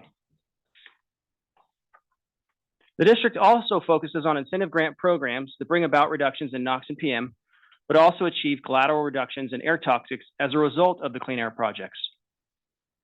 The district has administered more than $6 billion toward clean air projects in the valley, resulting in more than 271,000 tons of emissions reduced. Key components of these emissions reductions are the multitude of grant programs for diesel engines. For example, thanks to replacing or retrofitting trucks, tractors, buses, and ag irrigation engines, there have been over 35,000 diesel engines replaced, resulting in significant amounts of diesel particulate matter reductions in the valley. This is important because diesel exhaust particulate is one of the most potent carcinogenic air toxics, so reductions in diesel particulate matter is critical to reducing the public's health risk. Through these incentive grant programs and other efforts mentioned here today to reduce air toxics in the valley, there has been a major reduction in cancer risk from breathing air in the valley. One indicator of this success is demonstrated in CARB's 2023 California Air Toxics Assessment, or CATA for short, which was just released. CARB's CATA assessment uses a detailed emissions inventory, meteorological data, and an integrated modeling approach for the major air basins in California. The figures on this slide represent the downward cancer risk trend in the valley, where there has been a 55% decrease in cancer risk from air toxics from 2012 to 2017. It is important to note that diesel particulate matter continues to be the primary air toxic contributing to the valley's cancer risk. And the primary contributor of diesel emissions in the valley is from mobile sources under state and federal jurisdiction. As mentioned, DPM from mobile sources is the primary contributor to air toxics cancer risk in the valley, which total more than 85% of the risk. VOCs contributed a smaller portion of the risk, including benzene and formaldehyde, which are emitted primarily from gasoline-driven light-duty passenger vehicles. Heavy metals also contribute a small fraction of the risk, including cadmium, nickel, and lead, which are emitted from miscellaneous mobile sources and certain industrial stationary sources. There is another front related to emissions inventory and air toxics that came about through AB 617 that requires the state to develop a uniform statewide system of annual reporting of criteria and toxic emissions. Emissions inventory data is critical to understanding emission sources and related health risks. As a result, CARB created the Regulation for the Reporting of Criteria Air Pollutants and Toxic Air Contaminants, or CTR, which is a newer regulation requiring statewide enhanced reporting of facility stationary source emissions, including criteria and toxic emissions. CARB's implementation schedule and the regulation is a phased approach. The first phase included the largest facilities based on mass emissions, and subsequent phases are based on facility type or sector type and activity level. The district is and will continue to be implementing the requirements of the new regulation for valley facilities and then sending that compiled inventory data over to CARB. As part of the integrated air toxics approach, the district has an important role in helping businesses understand and comply with the many air toxics rules and requirements. We work with applicants who need assistance in reducing their potential air toxic impacts from new sources of emissions. We continue to assist land use agencies in the Valley to address air toxic impacts under CEQA. And we continue to engage the public through community involvement as we implement our integrated air toxics program. For instance, we regularly work with community members to understand the role in the permitting process and to understand the concept of and the conservative nature of risk analysis. We provide bilingual notices of significant permitting actions, and bilingual notifications are required under AB 2588. And also under the umbrella of AB 617, as I mentioned on the slide before, the district is continuing to work with CARB and Valley facilities to implement the new enhanced criteria and toxics emission inventory reporting regulation. So with that, we ask that your board receive and file this annual air toxics report to the community and authorize staff to distribute the report. That concludes the presentation, so I'll turn it back over to the chair for discussion. Thank you very much, Seth. And any questions for staff? And I'm going to hesitate just in case, Dr. Sheriff. Okay, Dr. Pacheco Warner. Yeah, thank you so much. So, in the slide 9, where you have the map from the CATA map, it shows these from the 2017 map. It still has like these little sort of warmer areas around Fresno and Bakersfield. And so if you can walk me through, since we're talking about the the cancer risk by category being particularly on diesel PM, what, and then the other piece, the VOCs and the heavy metals, why are we seeing these as the warmer areas in this data? Those are actually areas alongside major roadways. And so that's one of the reasons why those areas are warmer. There's some of the major highways and freeways along that area. So in terms of the, I hear you, and I don't see like the entire 5 corridor or the entire 99 kind of highlighted. So, just trying to understand, is it because of is there like depots, or is it about activity? Yeah, my guess would be that it's, a confluence of that activity, right? You've got the corridor obviously up and down the valley, and you do kind of see, a little bit lesser primarily along that corridor, but I do think that when you look at the fact like in Bakersfield, you've got massive interchanges going on with, east, west, north, south, the 599. And I think that there's going to be probably higher concentrations of that sort of activity in those areas. And so I think, it's a CARB tool, so we're happy to try to unpack that some more and kind of get back to you and answer that question. But my guess would be that I think there is a concentration of activity though, generally in those areas that we've seen in other studies as well. Yeah, I think, I would appreciate the follow-up just to see if there are any additional opportunities that that we may want to think about when it comes to the cancer risk. And obviously the overall picture is a great improvement. And I think that, when you look at data points, the trends are important. So I want to definitely highlight that piece as well. Thank you. Thank you very much. Seeing no other board members, we can go out to the public. Thank you. Are there any members of the public in Fresno that would like to comment on this? Seeing none in Fresno, are there any members of the public in Bakersfield that would like to comment on this? No public comment in Bakersfield. Thank you. Are there any members of the public in Modesto that would like to comment on this? No public comments in Modesto. Thank you. We do have one online comment, Thomas Menz. Yes, I know that wood smoke is also toxic and is full of toxic compounds. I believe it's especially pernicious, in fact, highly inflammatory, many times more carcinogenic than cigarette smoke, for instance, according to the district's past reports to the community on the wood burning seasons.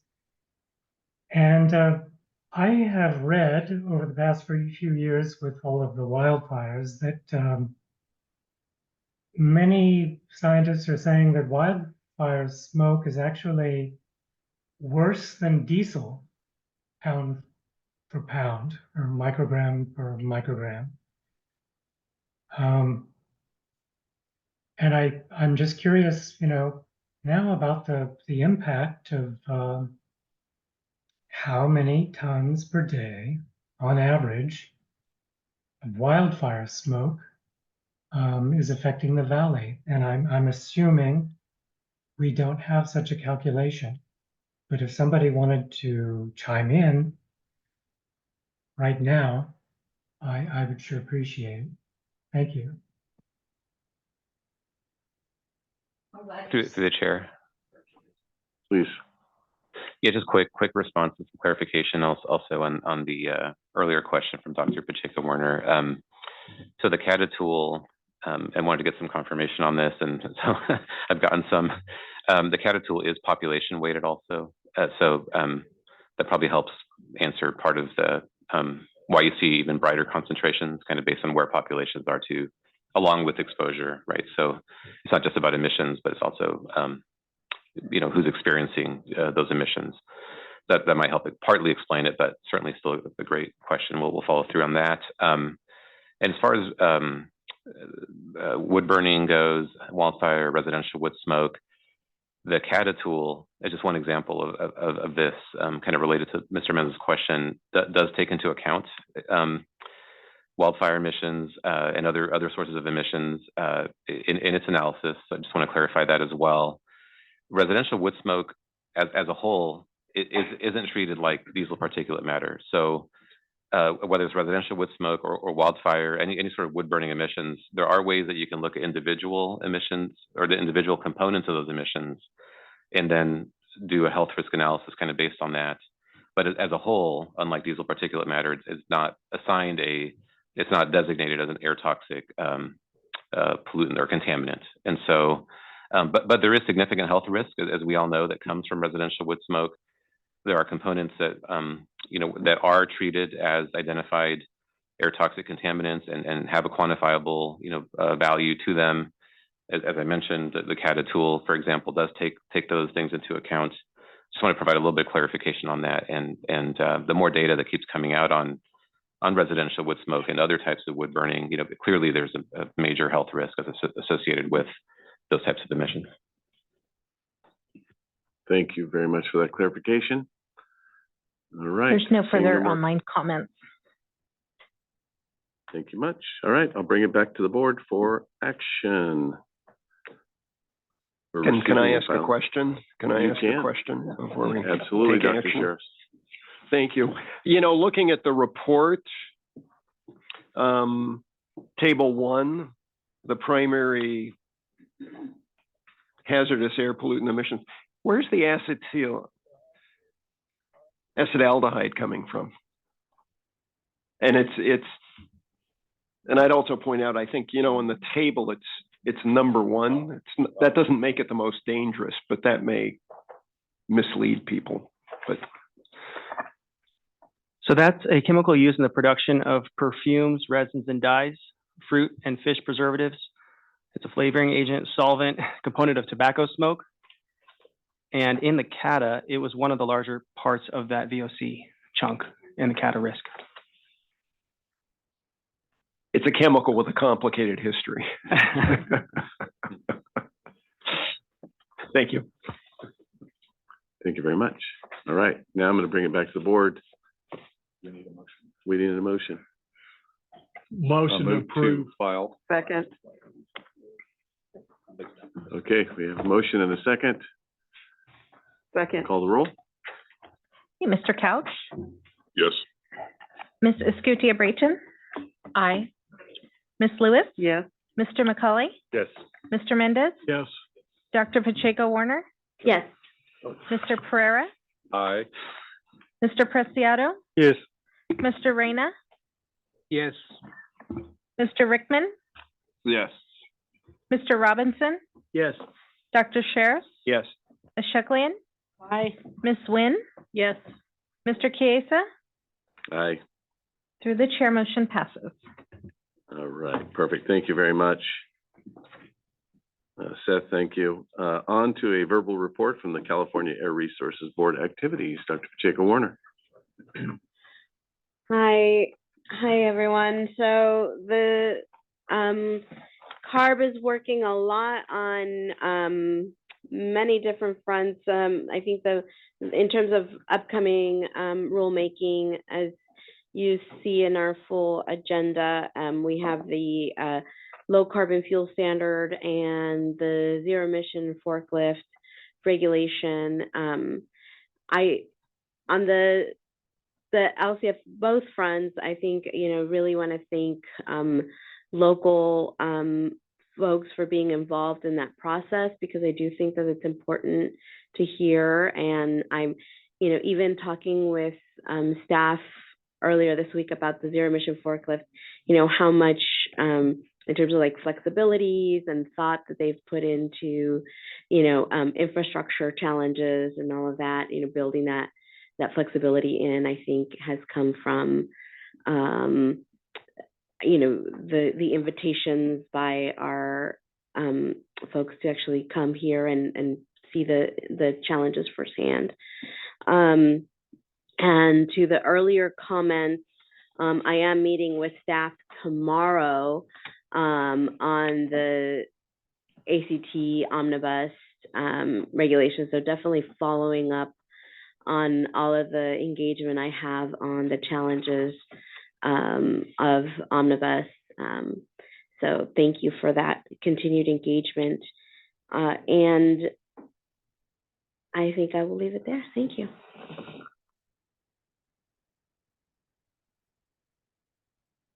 Thank you very much. On to Executive Director report.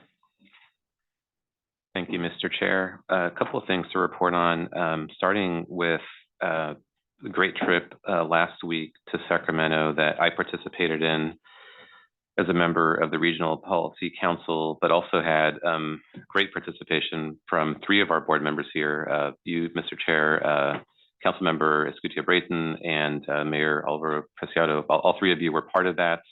Just wanted to thank you for continuing to fight for the Valley. The farmer program funding was one of the major priorities that we were meeting with legislators and key staffers last week in Sacramento about, and trying to, in a very tough budget season, as I know you've all heard, see if we can continue that program forward. And so just wanted to thank the board members again for being able to join that and supporting that ongoing effort.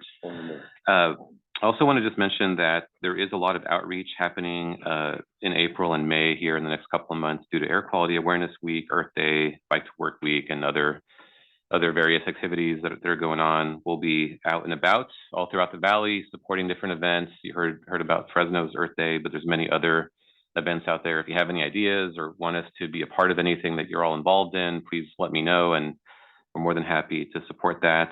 And yeah, keep an eye out for us, and we'll have staff everywhere here the next couple of months. And just want to mention a couple more things.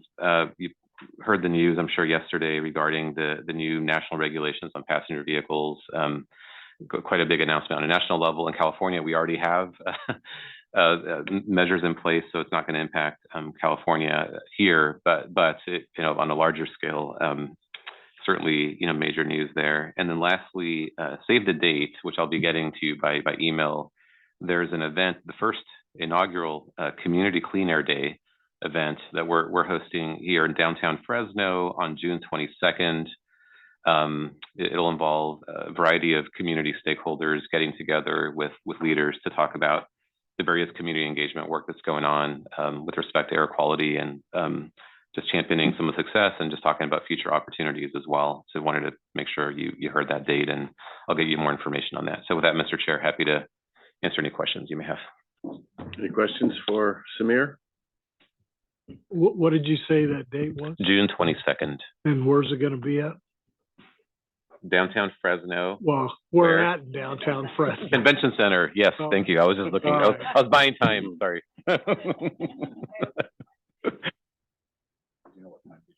What time, Samir?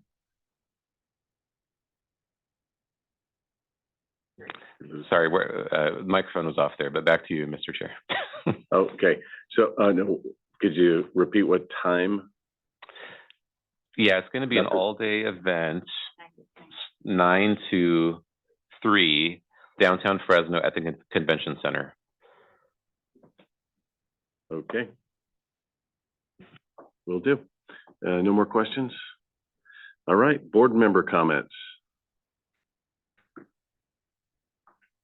Supervisor, or Member Mendez. This is actually a good comment.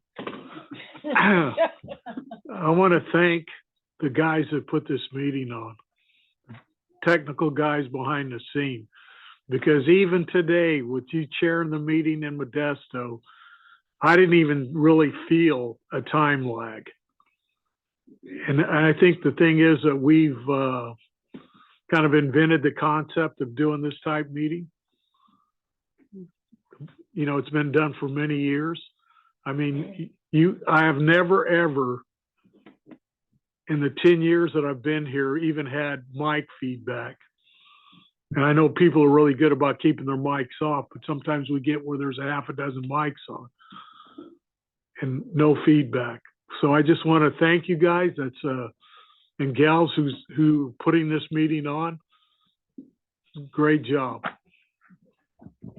Thank you very much for bringing that up, because for sure there was no lag time. I can tell by our movements. We can see it in the background behind you. So we've done a great job of catching up with technology. You guys are awesome. Member Escutia Braden.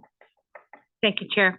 I just wanted to add just a little bit to what Samir reported on earlier in terms of our participation in the San Joaquin Valley Voice Trip to Sacramento. In addition to the legislative advocacy that Samir referenced, we had an opportunity to go to an event that it was a who's who among air quality leaders. It really was a who's who. But what was so amazing about our attendance there is that the good work by Samir, the district, and this board was acknowledged and recognized, and accolades were given.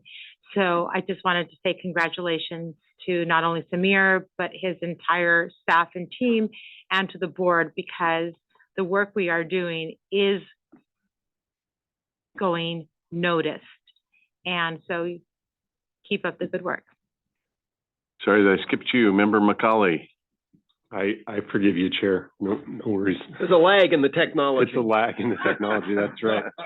I just wanted to thank Samir and the team for coming up the hill, joining me in North Fork to meet with a team at North Fork Community Power, talk with them on the new biomass plant that'll be going online very shortly. Happy report they are connected with PG&E, so they are now energized and running through tests, which will mean they will be going online sometime middle of this year, which will be great. Thank you. Dr. Pacheco-Warner. Yes, I can't wait to see the district at the Earth Day, and I'm sure my son will be excited about whatever flag you bring. I also wanted to note that on the firework piece, there's cumulative effects that are important to consider, and why this piece is so important. And I can tell you, as a asthmatic, there's no time when I reliably put out my my breathing treatment that I have at home than the 4th of July, when I know I will need it for sure.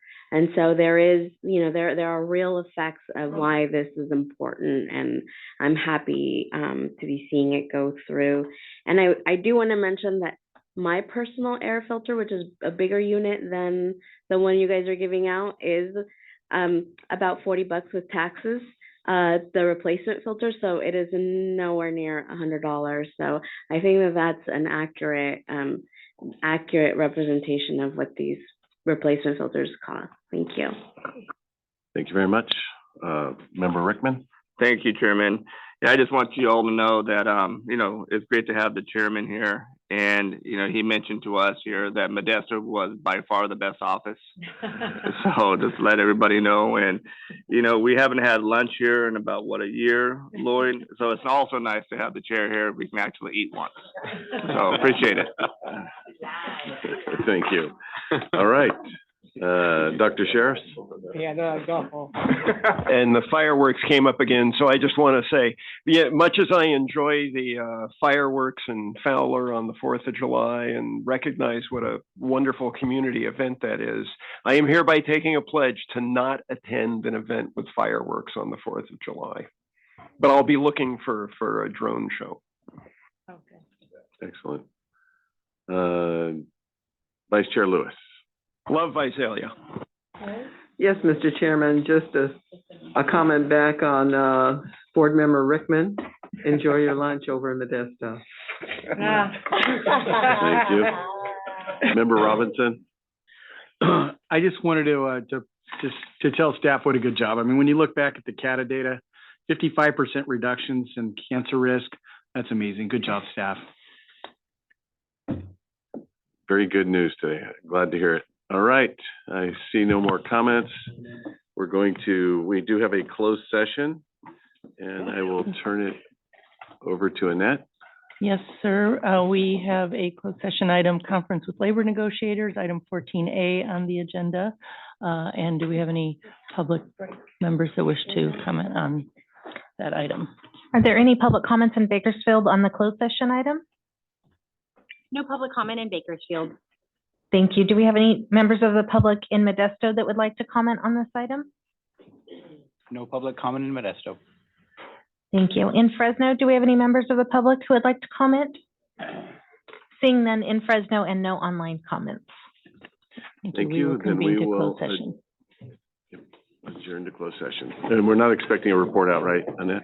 That is correct. No reportable action